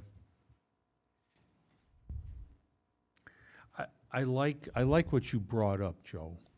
I do. That's why I had you read it a third time. And that, Want me to read it again? go ahead. Supporting each student in reaching their highest potential in their chosen pathway to become successful global citizens. So we're letting the kids, we're their chosen pathway, and we want them to be successful. I mean, what more could we ask for? I do like the addition Yeah. of Yeah. that it's a choice. right? Exactly. There's many pathways. Exactly. I could be swayed. I just remember that, Yeah. again, that global citizen was a True. sticking point among some people, but Understand? is it the end of the world? It's No. not. It's not. I just feel like I heard it, and so I Yeah. should express that some people did have a concern with it. And there's over 20,000 people that have, Yes, I'm sure. multiple opinions and everything. But right now, it's the charge of the board, so. Did administration take a straw poll or a vote on these two options? Superintendent Harkin did allow cabinet to be able to do that, to be able to review these. Right, And in share addition, that, or? Yeah, we went with the first one, right? Yeah. I think, but here would be where I would suggest maybe just a slight, I think it's the empowering and equipping Yeah. piece that we wanted to make sure, and I think, supporting their chosen pathway, but, again, I think there's a theme here of wanting to make sure that students have choice, right? And choice is not only in what they choose to participate in, but how they choose to apply themselves, and that we empower them and equip them. And I don't think if you like supporting, maybe that. You can take support out and put Yeah. in empowering Yeah, and equipping. you know, That's what I was gonna say, and and I so- think you're close to the, I'm The sorry. reason I asked, because I feel like the supporting is relatively passive. And nothing wrong with it, but empowering and equipping, to me, is more powerful for It's what we more do with our, visual. and what we do for our children. And that is exactly along those lines. And I was going to a good point. suggest that Very actually, supportive of that. if you swapped out supporting and empowering, equipping, it took out, you're probably still at the same number of words that we have in option 2 already. So I think what Mr. Stevens said with that minor, well, I don't know if it's minor, but that modification, I'm good with. So it would say empowering and equipping each student in reaching their highest potential in their chosen pathway to become successful global citizens. I like it. I do too. Yep, sounds good to me. Yeah, it's fine. I just wanted to have the conversation about the You global did, I understand. Emmanuel, what do you think about that? Yeah. Can you hear us? Manuel? Yeah, so we've landed with empowering and equipping each student in reaching their highest potential in their chosen pathway to become successful global citizens. Do you have a concern with that? No concern. I like that. Okay. There you All go. right, We've so got it. we're good? We're good. We got it? You'll have it on the tape in case we don't have it written down? All right, so, but discover, innovate, and succeed is what we really want kind of to be this is it. I like that. I like it too. It describes a journey, right? Yep. And that's what this is about. You got it. Very good. And I think then with the successful global citizens that you selected fits in, innovating, discovering, right, equipping, so fantastic. All right, wonderful. Thank you, This has been a Anthony. journey. Well done. Thank you, Anthony, very good.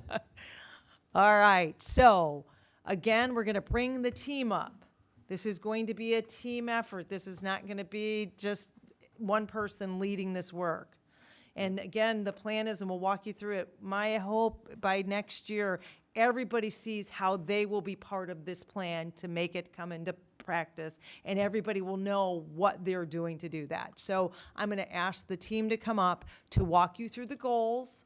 Tonight, you're going to they'll review the goals and objectives. After each one of them, we want you to provide any feedback, because these components become our driving factors that are the pieces that will be in place for the next 5 years as well, too. So Shelley and Mr. Harris and Ms. Nacky are gonna come up and go over Goal 1, develop the whole child, and give you a little snippet on what it is and what might be some strategies associated with it. All right, for goal 1 of developing the whole child, this goal ensures that students are well-rounded by providing access to resources beyond just the academics. So when we're looking at goal 1, we do have 3 objectives within this being proposed. Objective 1 is the first one addresses the implementation of systems and programming to address the needs of students. So this is within our multi-tiered systems of support through our behavioral side of the triangle, our restorative practices, our trauma-informed practices, and to support the overall positive student culture within the building. Objective 2. So just very quickly, Objective 2 helps develop a culture and environment that supports all and welcomes all students. Just at the essence, it's a culture of belonging. And the third objective really covers the policies and procedures. This is the things we have to do and to make sure that we're doing them appropriately and in line with all regulations with health, safety, and the health, safety, and learning environment for students.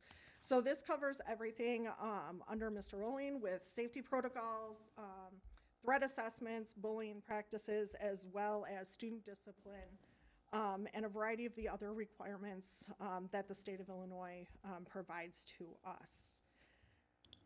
So that was it in a very snapshot.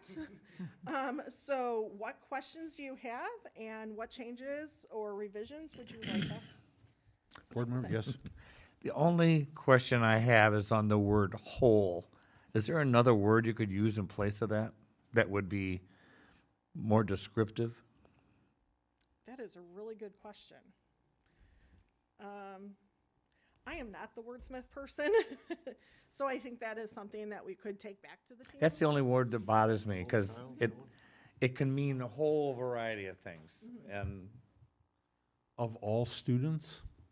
of whole. I understand that, but I'm saying, in support of all students? The whole child is really meant to be beyond that academic. So it's beyond that academic. It's is what the whole means of the whole child.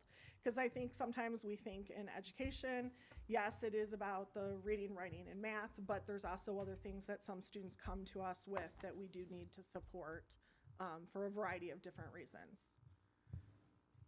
Is that term like the whole, I feel like that the whole child is a pretty like industry standard term for what we're talking about here. So It's an education term. Yeah, I hear your point. I think that's why, if I remember correctly, in the overview, we added resources beyond academics because we wanted it to be. How about develop the entirety of the child? I would say in a recent conversation today with the union president, in just as we look, as students are coming back with different behavior issues and challenges for them that are barriers to their learning, whole child actually resonates with our teachers with looking at when I have a student that comes in and I want them to be receptive for learning, how am I meeting them where they're at in their entirety? And so whole child actually is a wording that aligns to what our teachers and staff and what is kind of the industry standard. So I don't. You just used the word, though. I did entirety, right. But right, I'm trying to find a word for it. But whole child is definitely wording. But we can certainly put a note out there and come back. And again, if that's one thing that we need to revisit, I'm fine with just seeing if there's any other nomenclature out there that might be relevant to that piece. To me, it's an overused term that people don't fully understand, and I have no problem with the objectives, although the word whole is in there too, but I'll be quiet. I think I hear what you're saying. People might not understand it, but educators actually do. That's the thing. Educators, it's our way, it's our speak. Like Christine was saying, it's an industry standard. So will there be just in general, as we roll this out and get our community on board with these goals and objectives, maybe there's just an education piece that goes out to the parents that explains, so they get on board with the lingo and we all know what it means. Yes. Because I do agree, like it is, sometimes even, being a board member and hearing some of the stuff you get in your jargon that you're all used to, and I'm like, I don't know what that means. Right, And I write notes and I look it up or I ask someone later. So this might be one of those terms. But I do, in general, like the term once you're made aware of exactly what it means. Absolutely. In special ed terms, that's operational definition for a word. So we can definitely look at that, so yes. Excellent. So, Other than that, great job. yeah. All right. All right. I believe Kara, oh, did you have another comment? I'm just seeing a couple things missing. I think they're there, but we talk so much about what's occurred to our students for the past couple of years. And we don't name them in the objectives.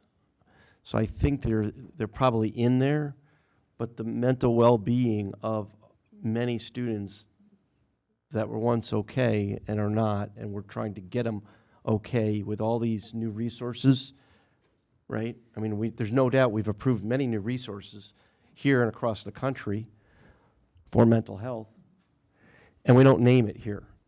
I believe the strategies underneath of this do speak to those bulleted out, and hopefully, right, in a couple of years, we're not going to be dealing with Right. COVID, right? So I think the plan would be is the strategies are there, and certainly we'll be providing you again that copy of the draft that hopefully specifies, because I would hope that COVID is behind us, but yet the continuation of the focus on programming and support for whatever the barrier is for a student not being able to learn. Right. I don't know that, we're trying to call out that, and we're trying to come up with a plan that will live for 5 years. And Mr. Ferrantino, to address that, that of our restorative practices or that of trauma-informed practices is best practice that addresses all of that. So however that student is coming into you, we know, research tells us, the most important factor that a student has within the classroom is their teacher and that relationship that they develop with their teacher. We do know that if a teacher is being proactive and having that caring, nurturing environment for 80% within that classroom, then that other 20%, that's more of the reactive, that's the discipline. But if a teacher is using these practices, students are available to learn and able to come ready for that. So Right. It's that teacher relationship with that student. And those are all the practices that have that. And then what are those additional supports for that through, whether that be through social work support, whether that be through IEP supports, a 504, or whatever other supports See that that- individual student needs. I'm not questioning, do we do it? And as an educator and administrator of our system, you're giving examples. I get it. But I'm looking at it as a community member or a student reading it, knowing what we've been through and what we need to go through. I'm not seeing that then we're going to do it or offer it. Our educators believe it and we're going to do it. So maybe it'll be in the action plan, right? But I'm just approaching this as these are the 3 things we're going to see under goal 1. And that's what our community is going to see. And yet that's not stated, what Good feedback. Shelley just said, Yep. right? Which is what we're doing and what we believe in, so.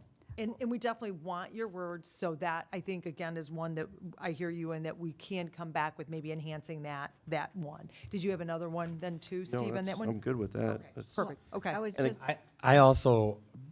I have been accused of being feisty tonight, so in that vein, I would just say that goal 1.2 could be really supported by a diversity class.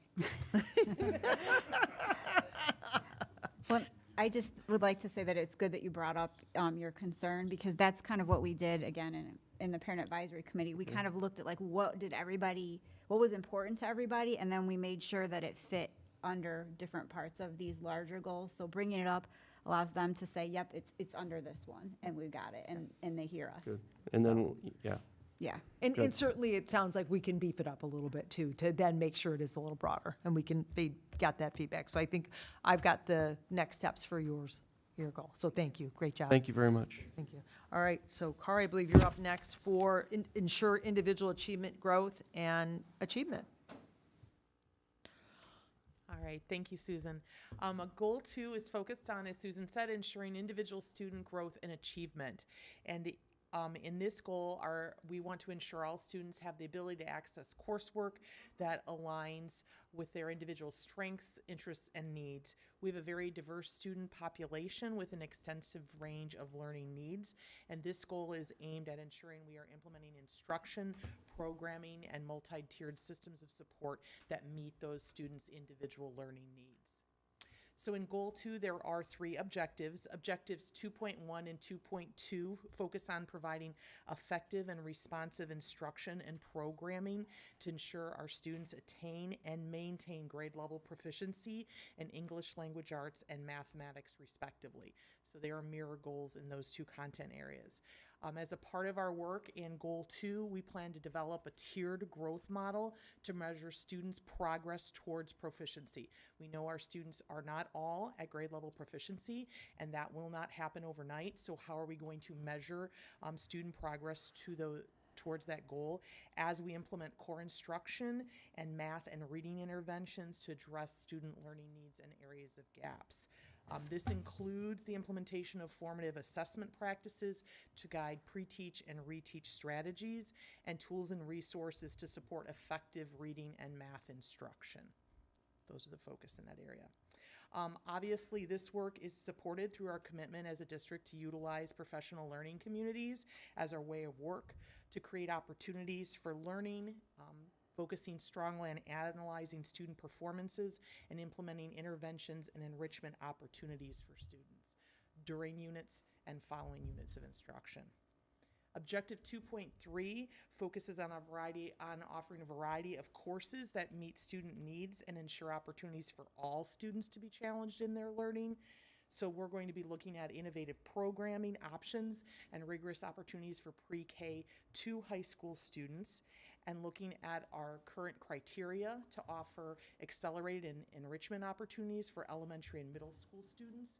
Although we've done a tremendous amount of work at the high school level, we still want to look at expanding early college and credit opportunities at our high school level. That's typically what we would consider as our enrichment opportunity, is how students may be earning advanced placement or college level credit, both on campus and off.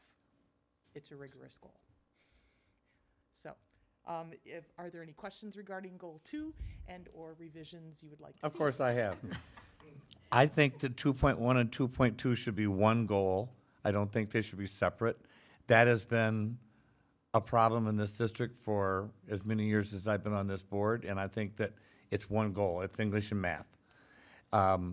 Number 3, I don't like because it ensures access, but it doesn't say that we're going to kind of push them in that direction.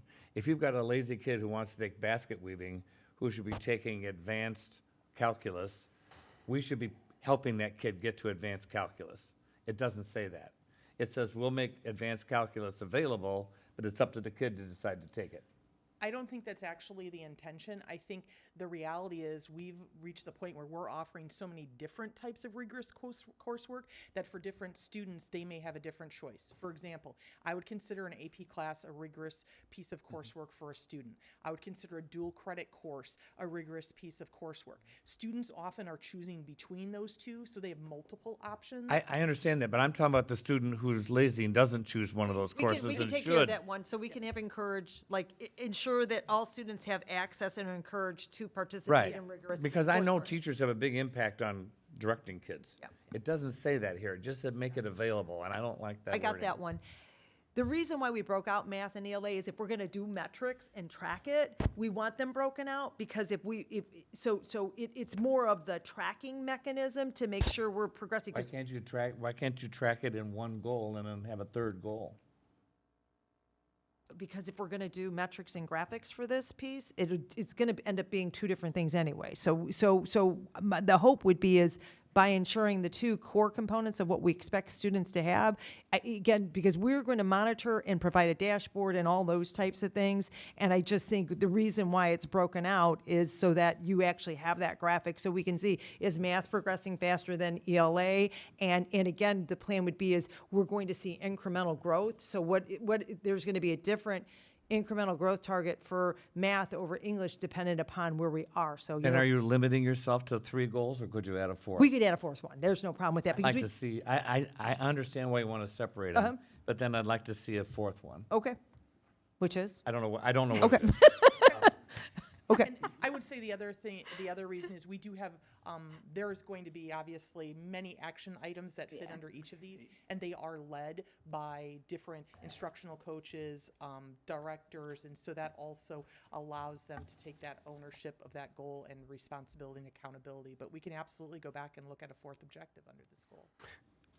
Just as an example, AVID has been a pretty successful program. Right. But we've helped guide kids into that program. And I see that fitting under 2.3 as an example. So, but I'm not discounting you. Let me take it back and see if there's Good. one more thing, and we'll look at other strategic plans that exist to see if there's something that fits there. Did we discuss the goals in total and say which ones, where are they placed? Because we just saw goal 1 and now we're going to goal 2, and they're both very important for different reasons. Actually, we did have feedback initially. This goal was goal number 1, Okay. and the whole child was goal number 2. But feedback from our work at the PAC was that the whole child maybe should be goal 1, so it was flipped. Interesting. In the conversation, just right for full transparency's sake, is if kids aren't in a Ready. position to learn and Yeah. ready, then learning's That not gives gonna us some get- perspective, because I think this is what we're in the business to do. Yeah. The other supporting things are wonderful. The last strategic plan was the opposite direction. Right. So, and again, I think this goes back to your earlier, Helps. and your earlier comment was, what are the things that were coming out of from a pandemic, right? Where we do have extraordinary barriers that we're confronted with students. So I think that was probably then why it was put in place, because this is now somewhat of a higher priority, especially when we've got the learning loss that took place. Like, my only concern with that is we're looking at it over 5 years.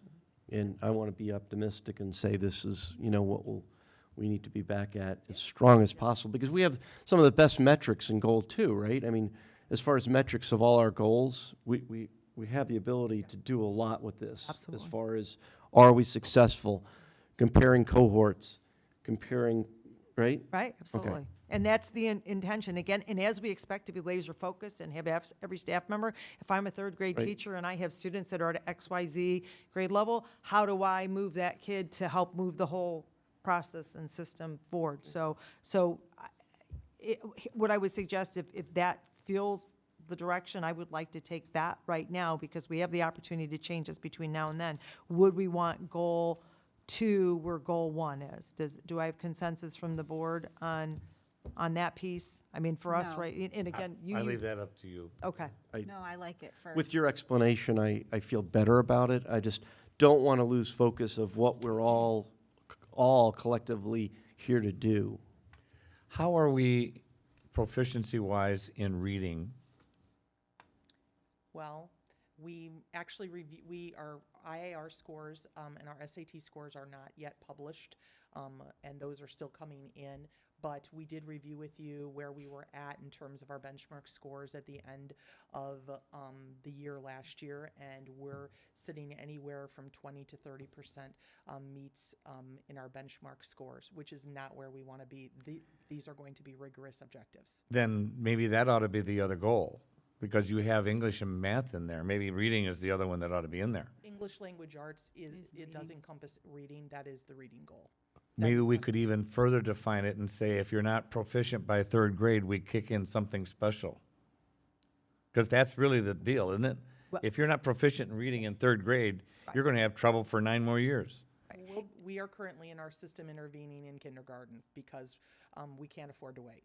But you are correct. 3rd grade is a key year. And I think we need to explore, right, and we would look back at our test scores that this has been, this has been an unfortunate time where we did have gaps in learning because of the way we were providing instruction, but we really have the opportunity to, are there things that we need to do being earlier? And we have added some additional positions with the ESSER dollars with primary specialists to ensure that we're providing that targeted intervention and instruction that needs to take place to catch them up. And there are other programs that are out there. There's a lot of really good information and research right now about ELA and how we make sure that we're looking at an ELA adoption right now that certainly, can make sure that we're picking an ELA curriculum that helps to support our readers to the best of their abilities. And so I think, trust me, there'll be a lot of things underneath here because we will not rest on where our current test scores Well, are. we have spent a lot of money adding positions to support things. And that was one of the first things I learned. If you don't read by 3rd grade, you're in trouble. And so maybe that's where we focus some real attention. If you don't meet your proficiency in 3rd grade, certain other things have to kick in to help that child. Agreed.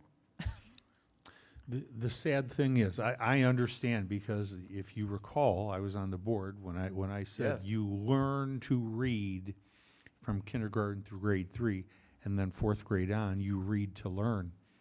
The sad thing is, the sad and the accurate and truth is, there are some children who will not be at grade level reading by the end of 3rd grade, or 1st or 2nd grade. They won't be because of various either learning differences, learning styles, whatever. That's what the teachers are dealing with across the nation.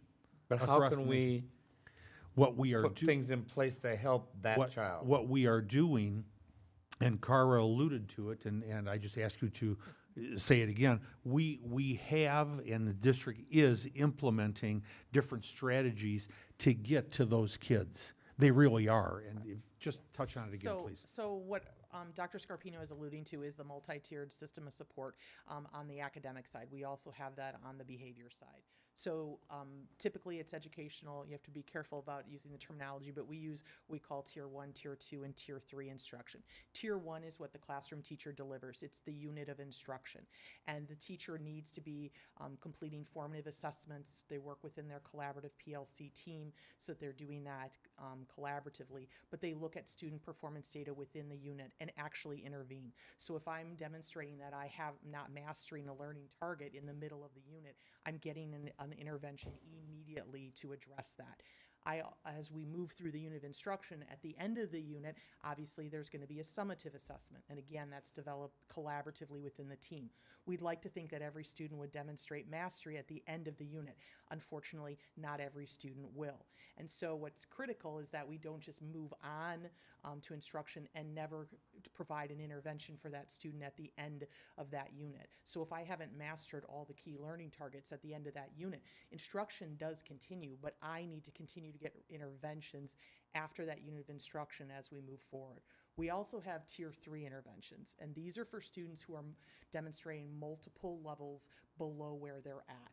That's where you may see an interventionist working with a student. So if I come into 3rd grade and I'm only reading at the 1st grade level, I'm going to need Tier 1 support, the core instruction from the teacher, and interventions in the unit of instruction as it's occurring.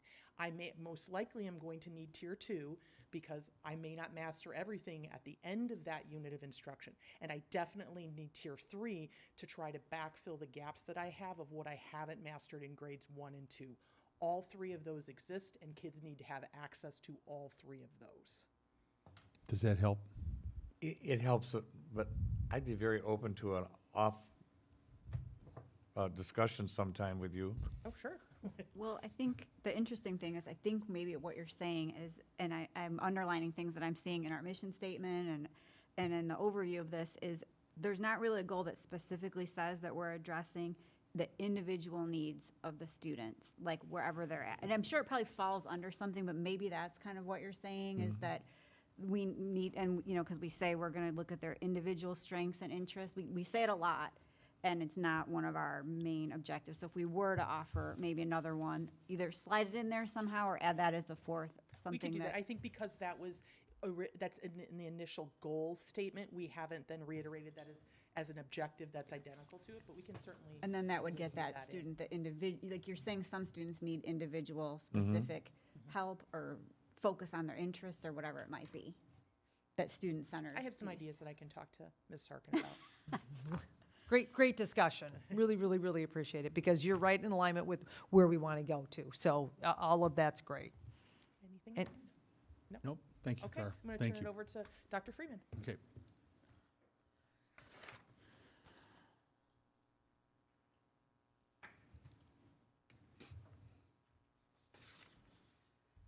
All right, here on the screen, you see information on Goal 3, develop great staff and leaders.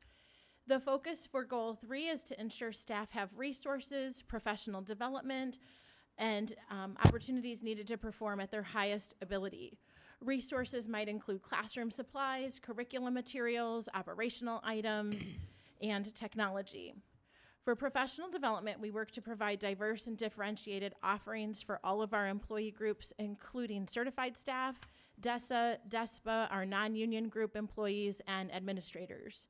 We know that our organization is strong when our team of employees is functioning at their highest capacity. We have 3 objectives here under Goal 3, which you see on the screen. 3.1 refers to creating talent pipelines and retaining high-quality employees when they join our team. There's a national trend of workforce and employment challenges, and we recognize that here in our strategic plan. 3.2, as a learning organization, we have a focus on training and support for all members of our organization, both certified and non-certified. And then 3.3 refers to ensuring that staff and students have the necessary resources, materials, and technology to access the Illinois Learning Standards. This objective helps support exactly what Cara was talking about, our core Tier 1 curriculum, along with Tiers 2 and Tiers 3. Additionally, under this objective, we allocate resources for our diverse students, including those with IEPs and our English learners. I'm happy to answer any questions you have about goal number 3 or any suggestions you have for changes or revisions. 3.3 is a given, isn't it?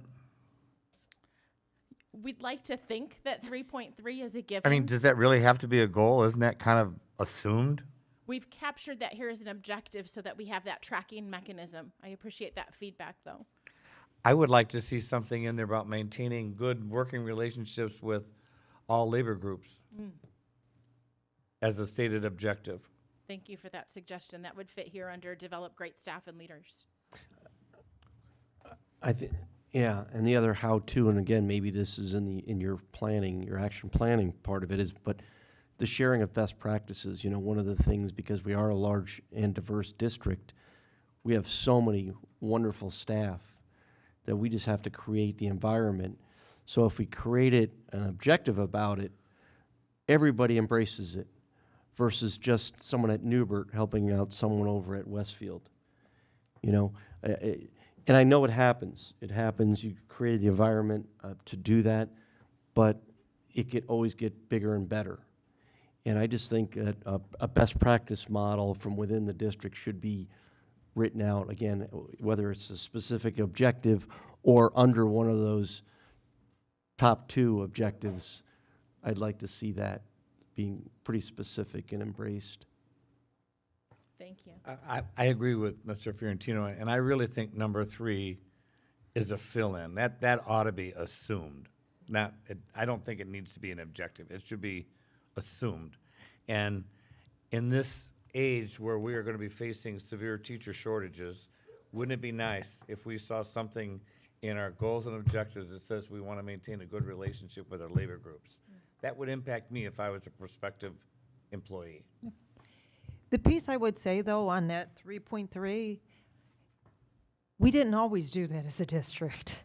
We didn't have the resources to commit and provide the tools and resources. We didn't have, and it wasn't until recently, some of the resources that Cara just referred to that we were able to provide because we've gotten additional, right, but it's the truth, right? So I would say, don't forget where you lived not too many years ago. And I would say, there still are resources that, I think as we look at, the conversation about building a new school and what we've been able to equip that with furniture, that we don't necessarily have at all of the things. And I think it's a given, but in a district that spends $2,000 less than the state average, it isn't a given. We don't. I mean, it wasn't that long ago before I came here that we had textbooks that were so outdated it wasn't even funny, and we got to a place that. So I think this goes with the fiscal responsibility, and so I would say I would love to say it. I'm glad it feels like it's a given now, but it hasn't always been a given here at District 300.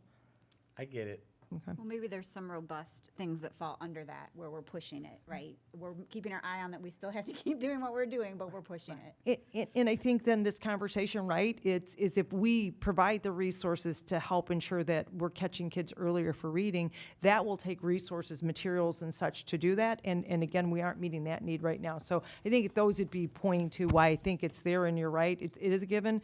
But again, we need to make sure that that's, I think, specified and outlined and aligned together in the whole plan. I think you've done this very logically. You start out by recruiting, selecting, retaining people of the highest quality and diversity. You start there, and then you're providing training to these individuals, and is ongoing for all staff. And then after that, you want to make sure and ensure that the staff and the students have the tools and the resources necessary. It's very logical, very, very well thought out. So this is good for me. Okay, thank you very much. Thank you. Next up, Anthony McGinn, Chief of Communications.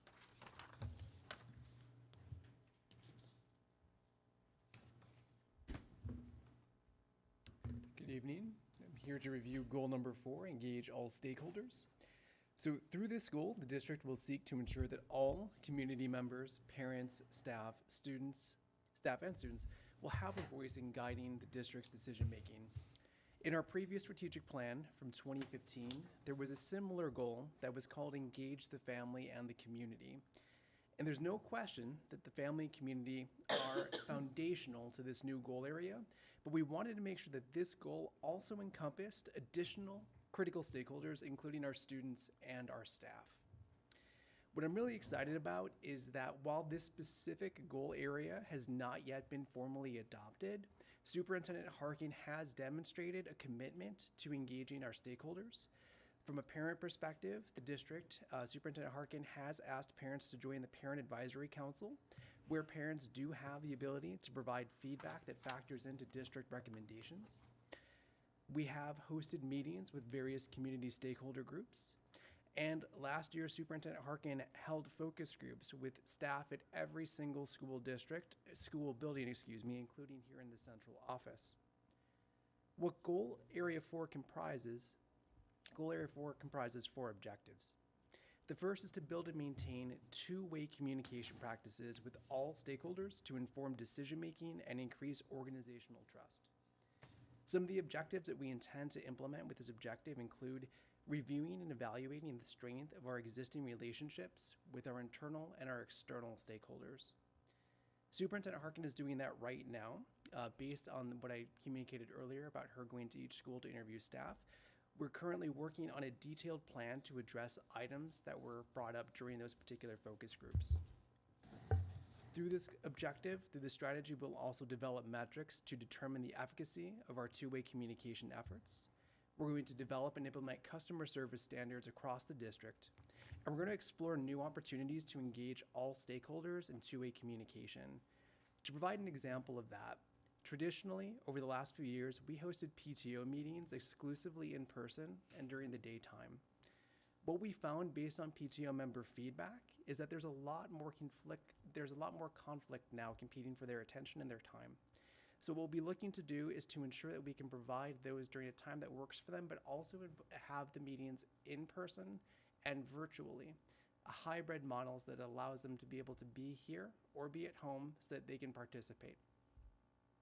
The second objective is to provide clear and timely communication to ensure that all stakeholders understand district information, priorities, progress, programming, and decision-making. Here we want to review and evaluate stakeholder level of satisfaction with the district and with school communications. We want to review and evaluate stakeholder current knowledge of the district and district information. And we want to develop a comprehensive organizational communication calendar to inform all stakeholders when to expect specific types of communication. Let me provide you an example of that. One of the things that we've heard based in talking to our families through their feedback sessions is that they wish they learned about some of our premier programs earlier than when they were actually informed.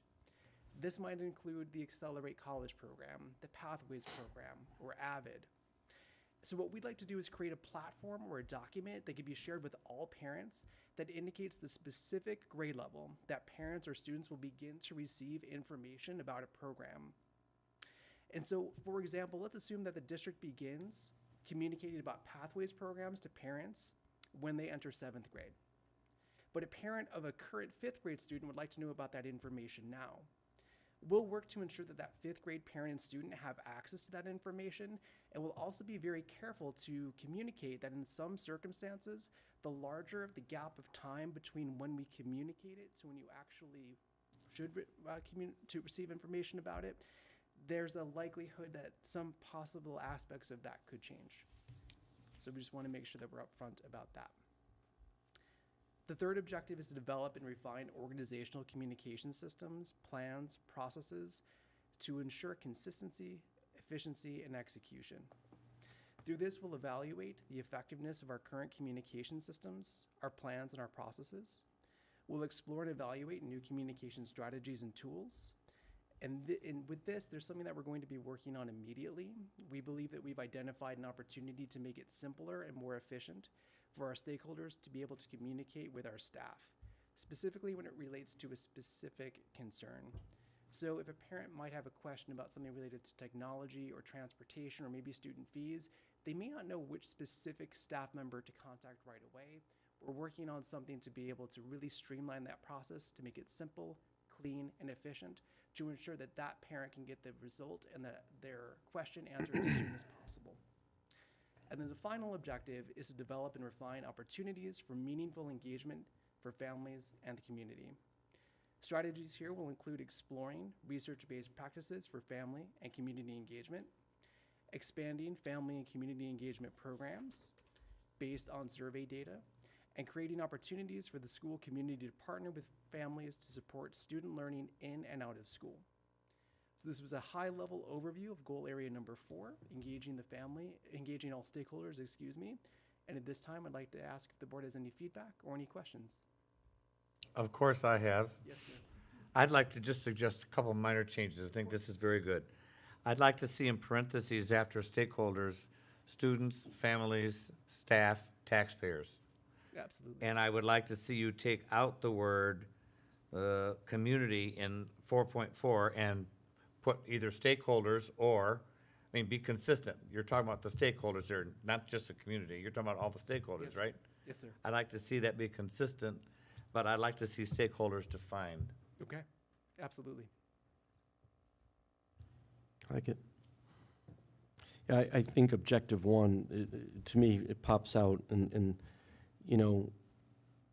again, the last couple of years, the organizational trust factor was damaged, right? And we're all committed to rebuilding that. And I know your team is very focused on that. And so naming that in number 1, I don't know if that came from PAC or it came from somewhere else. I'm glad it's there, and we're calling on it because we're all working on it. We all care about it because that's the way we'll be a better educational community. So I say well done. I like Mr. Stevens' suggestions. And as a parent, I'm very excited to have some streamlined communication that directs me to the right place because I don't know sometimes where to go. So I think I'll be very curious to see how that rolls out. Anthony, could you go back to your first slide, the first one?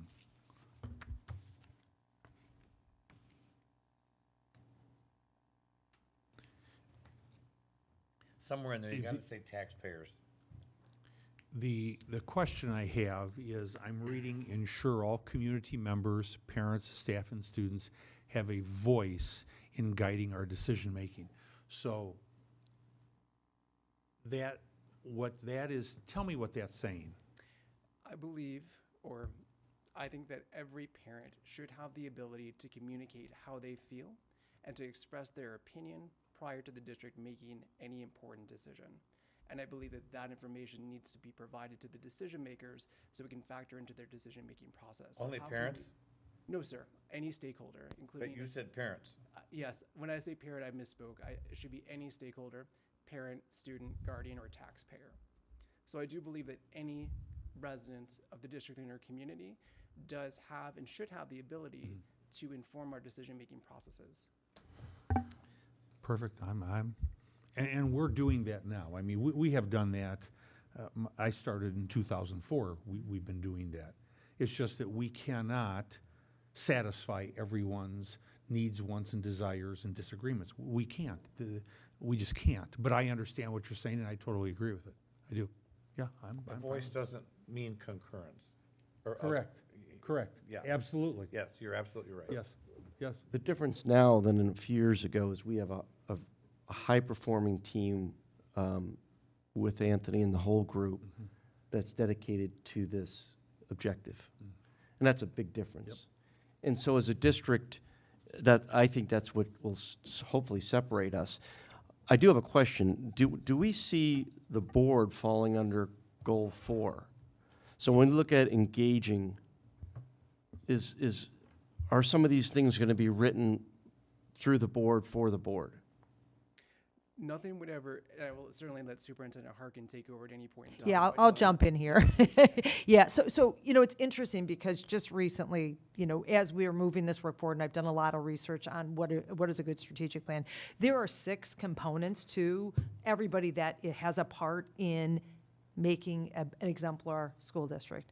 And the board is at the top, right? Central office, labor groups are another one, parents, students, right? And then your larger stakeholder group. So you're absolutely right. No matter what, all of those groups need to come together to be the shepherds of what we need to do as a system. At the top, though, right? Because to the point of decision-making, we do hear a lot of different perspectives, a lot of different voices that need to inform our decisions, but it doesn't mean that we are necessarily always agreeing with whoever brings an issue to us, right? We have to balance all of the various voices and inform why we've made our decision in an effort to then earn trust and build back that trust that you just referenced, right? But no matter what, it isn't one person in this organization that is going to make all of this work. We all have to work collaboratively together with that delicate balancing act for how we can make sure our kids are getting the best educational experience. Okay, so the answer to the question was yes. You expanded, thank you. But, and the reason I asked the question is because I think, the group of us, we represent the stakeholders, the community, okay? And we need to make sure that we're written to those plans. And so we need to build this out so it also is very robust relative to the board. Because what I don't want the community to think is that they can come speak for 3 minutes and that's their access to me. And I don't want to speak for others, but I think any of us, right?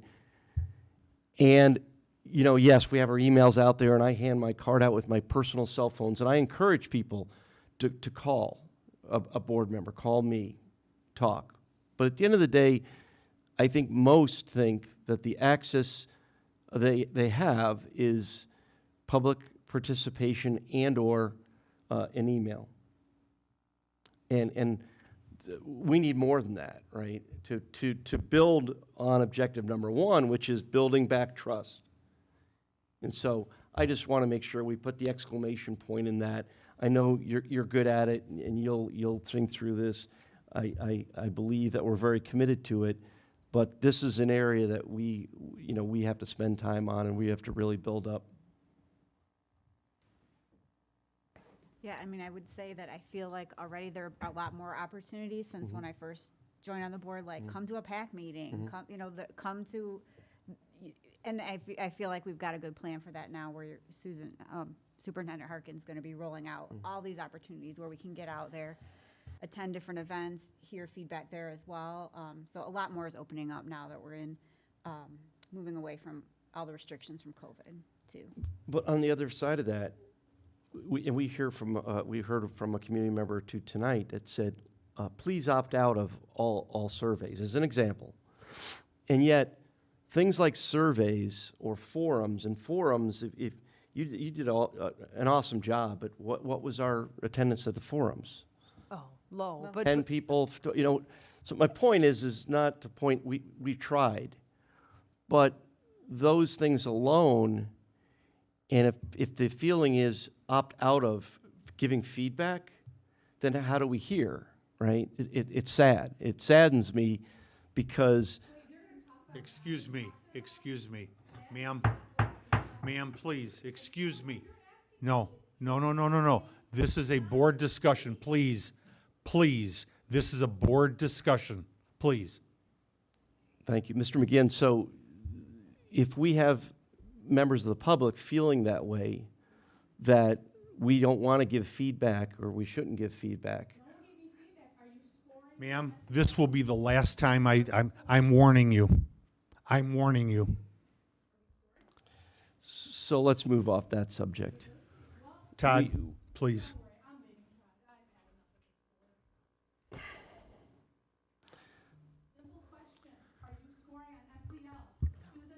Goodbye. No, we're not. There. No, we're not. I have answered you, and I emailed you a response. Excuse me, I apologize. So, Mr. McGinn, it's there's so many pieces to that. I'm just putting out a couple of examples of we have to create the environment that we get the feedback, right? Because that's the only way we get better. That's the only way this board hears from the community, good or bad, and I want to hear the good or bad, and I'm sure other board members feel the same way,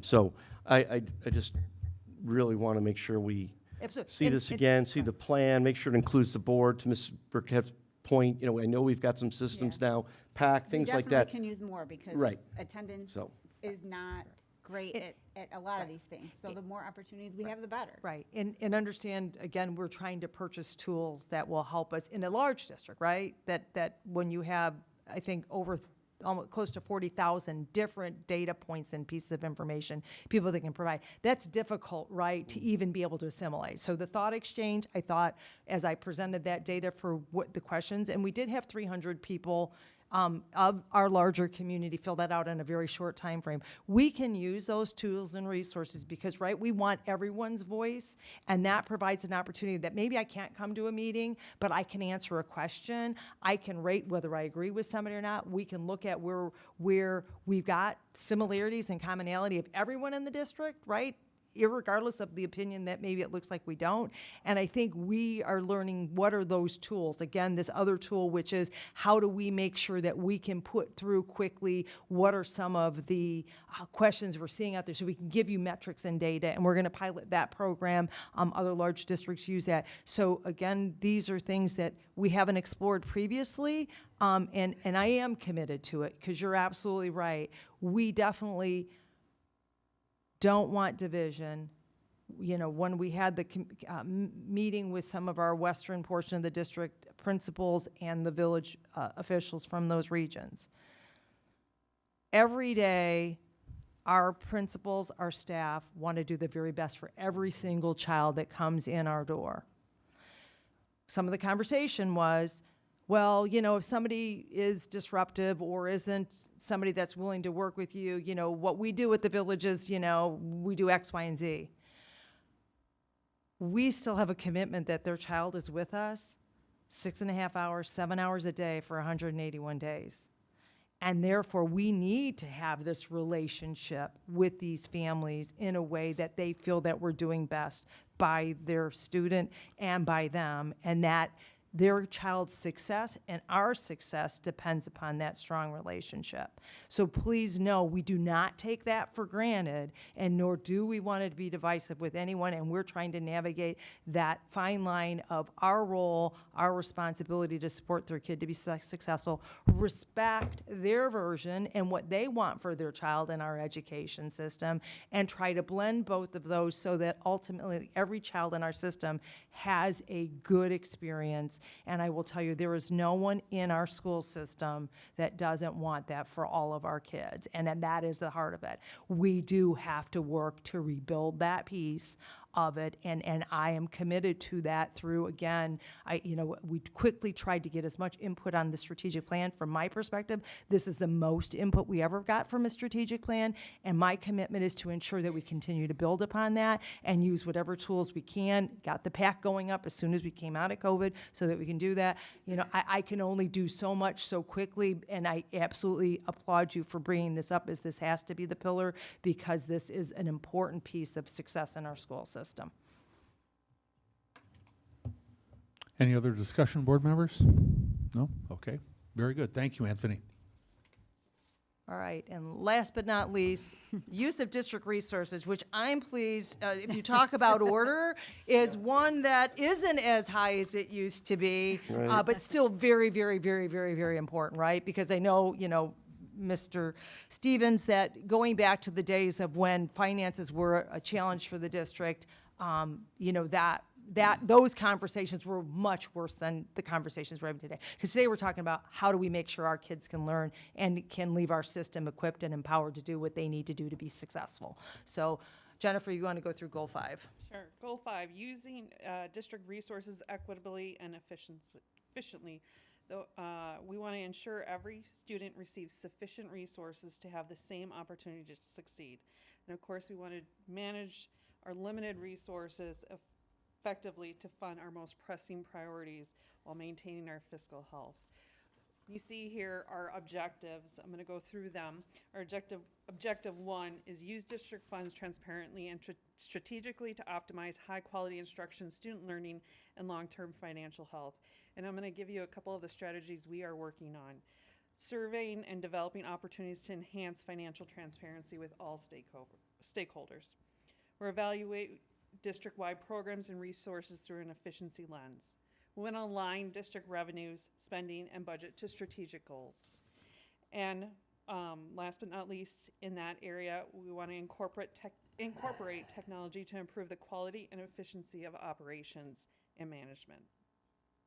Under Objective 2, utilizing priority-based budget resource allocations to meet the unique needs of every student. Again, evaluate district-wide programs and resources through an equity lens. It's really important. We want to develop a sustainable and evolving operational plan. And when we look at that, we're looking at the use of those ESSER funds and how are we going to sustain those if those are the way that we want to move forward. Ensure all support service departments support differentiated, high-quality instruction and student learning. That's very important to make sure that our operations understand that. Maintain and enhance relationships to ensure optimal resource allocation. One of the things that we've started doing is meeting with strategic academic groups as the operations team, and it's been wonderful to have those sort of targeted meetings. Let's see. Ensure that we have viable and instructionally effective student information and learning management systems. We've done a lot of investment into that student information system, and we want to make sure that it's working and we're giving all our effort towards it. Objective 3, develop promote district level policies and procedures that protect the district resources and associated data. We want to evaluate and update security measures to optimize student and staff safety. We want to review, revise, and implement safety compliance protocols and procedures. We want to evaluate and update fiscal and operational processes and procedures, which of course involves you. And ensure compliance with all local, state, and federal rules and regulations. And those are the 3 objectives that we have listed under Goal 5. As everyone else has asked, do you have any questions or comments? I have a question. Yes. Does 5.3, does that include, for example, the policy on our reserve funds? And so That's all taken care of by that Yes. statement. Okay, I'm comfortable with that. And what is all associated data? All associated data, it goes into like our cybersecurity and our student, Okay. and Got it. I like it. Nice job, Jennifer. Any other board members? Okay. do you want to talk about the budget? No. Well, definitely appreciate that feedback, so we'll be making revisions based upon tonight's comment and bringing them forward. So the last component of a strategic plan says we need core values and guiding principles that will broadly define how we'll interact with each other, guide what we're going to do in the district for all employees, that will be good examples of how we should live our core values, and provide our direction and objective truths in relationship to this strategic plan. So we've worked as an executive cabinet team to develop what we will hold as our core values and guiding principles to assure you that we will execute this strategic plan with what we believe are the values that should be assigned to us as a district. So I'm going to read them to you, and we've gone through several iterations of them, but at the heart of it is community. We believe in creating and maintaining an emotionally and physically safe environment where all individuals feel a sense of belonging. Therefore, we will uphold a welcoming culture where we listen to understand and respect the viewpoint of each stakeholder. So that's our first one, and I think that goes along well with the conversation that community is very important. We also will have courage. We believe it is vital to innovate and make decisions framed by what is best for all students. Therefore, we challenge what we do and how we do it to make the needed changes. So we want to make sure that we have the courage to move forward with what this plan will require of us. Excellence. We believe it is imperative to cultivate an environment where everyone strives to be their best. Therefore, we will hold ourselves to high expectations, where failing and excuses are not an option, but serve as an opportunity for growth. That's my mantra in general. You know, we need to hold ourselves to very high expectation. I promise you, as long as I sit in the seat, and my team is committed to making sure that we strive for excellence. We also want a growth mindset. We believe it is essential to create an environment where we are open to new ideas, change, and the belief that we are always learning. Therefore, we will approach challenges with curiosity and remain open to all ideas and solutions to accomplish our goals. And lastly, we want teamwork. We believe building trust and working together with integrity, intentionality, and collaboration is essential to achieving desired outcomes. Therefore, we will break down barriers to engage with all stakeholders using an active listening mindset where collaboration and engagement are our top priorities. So the plan will be as we'll have one document that pulls all these components together that will be in every school, in everyone's office, to help guide us to make sure that we move forward with what our students deserve, which is the best educational experience for all of us, so we can discover, innovate, and succeed. Okay? Okay. So, all right, so just next steps. Oh, I'm not moving. Casey. Thank you. So, we will present, based upon tonight's feedback, the modified strategic plan based upon what you've shared with us. The plan would be as in our continued effort to engage with stakeholders between September 1st and October 31st. We will share our strategic plan with our existing stakeholder groups. We'll start engaging with our new stakeholder groups that we have referenced and shared with you previously, and we'll share those dates with you, and we've already started calendaring some of those out. We're waiting still feedback from the parent organization to make sure we pick a date and time that works for them. From November 1st to December 31st, that's where we will be developing indicators and targets so that we will progress monitor. As we spoke earlier about our ELA and our math monitoring, we will get, by that time, our feedback from where our test scores are from the state, and then we will develop targets from there to make sure we know where we're aiming for to continue to grow closer to where all students are proficient and sustaining proficiency in their ELA and math test scores. And then from January 1st forward, once we've developed the metrics, we will be working on a plan for all employees to align their work to the strategic plan. And then we will develop the progress monitoring tool based off the performance indicators and targets, and we'll provide quarterly updates to the board on the strategic plan progress, as well as develop a district website that will house then how we're tracking and progressing as well, too. Any So- questions or comments, board members, about that? I would just like to say thank you for all the hard work that your team has put into this. It's been a lot of work. I've seen some of it, and there's a whole lot I haven't seen, so I really appreciate the robustness of this plan that we're working toward. Thank you. I've got a great team. I think your acknowledgement of them, and I deeply appreciate all of the work and effort they've put in as well, too. I would echo her comments and say that having been the longest-serving board member here, I've never felt more involved, and I really appreciate what you've done. I really understand all the work that you guys have put into it, and it shows, and I think it's going to end up being a great product. I would echo what Mr. Stevens said. I mean, in 2004, when I got here, and I attended every single board meeting, I have never witnessed anything like this. Nothing against any of the superintendents. But this is good. It really is. And for the members of the audience and the people that are watching virtually, this is the one time we as a board can actually discuss. We cannot, there are rules guiding us, and if three of us get together, we can't do that. You know, two people can talk, but you can't have three. And so this is our first time actually talking about things like this. And Steve and Joe and Christine, it's been a fantastic conversation. We can't please everyone. I'm sorry that what occurred just a few minutes ago occurred, but this is a discussion amongst the board because it's our only opportunity to do that. And we need to be able to do that in an environment where we are free to talk.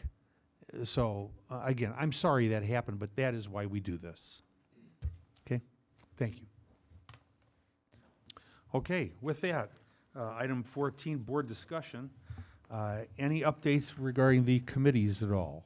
Yeah, I'll go first. And we had our CFOC joint committee with the Finance Committee this evening prior to our meeting. Just a couple things I want to highlight. One, I know the building and ground team and under the leadership of Mr. Opals is not here, but I just want to have them hear from us saying the big thank you for all the summer projects they've done. We call them projects, but these are things that our students and our families and our staff will be touching and seeing and feeling in just a week. So thank you to that group who's been working. Their list was amazing, and it sounds like we are going to have it all done by by the start of the school. Also, we made mention again of committees. Mr. Stevens has made mention of it a couple times and how much work we do, committee work we do. So there is an application, and it is under, as I understand it, under Board of Education committees. Drops down. You can get the committee application. If you're interested in any of our committees, please apply and be considered for committee work because we would like to have new committee members. So, thank you. Anyone else? I would like to echo that. It's one thing to voice your opinions and concerns, but this is an opportunity. If you think about it, when you get your tax bill, who's the highest, where does the majority of your money go to? It goes to the school district. Why not apply to be on the finance committee and listen to the presentations that we had tonight and have an opportunity to speak and have input? That's the nuts and bolts of the school district. And so I would encourage anyone to fill out an application and to participate in those. It's really worth your while. If you're that interested, if you want to spend time here, then please do that. Please. I would encourage you to. Other than that, any other comments or anything? Good meeting. This was a very good meeting. It really I was. just, under discussion, just want to say the reason I abstained, and I should have explained it under NIA, I believe it was called NIA Executive Board. I am on the current board, so I thought I would abstain to not vote on that. So just. Okay, thank you. point of- Okay, may I have a motion to adjourn? So moved. That was all of us at the same time. Steve, why don't you take it? I got it. Take the roll, please. Okay. Ms. Burkett? Aye. Fiorentino, aye. Scarpino? Aye. Stevens? And Mr. Thomas? 5-0, we're adjourned. Okay, we're adjourned. Thank you.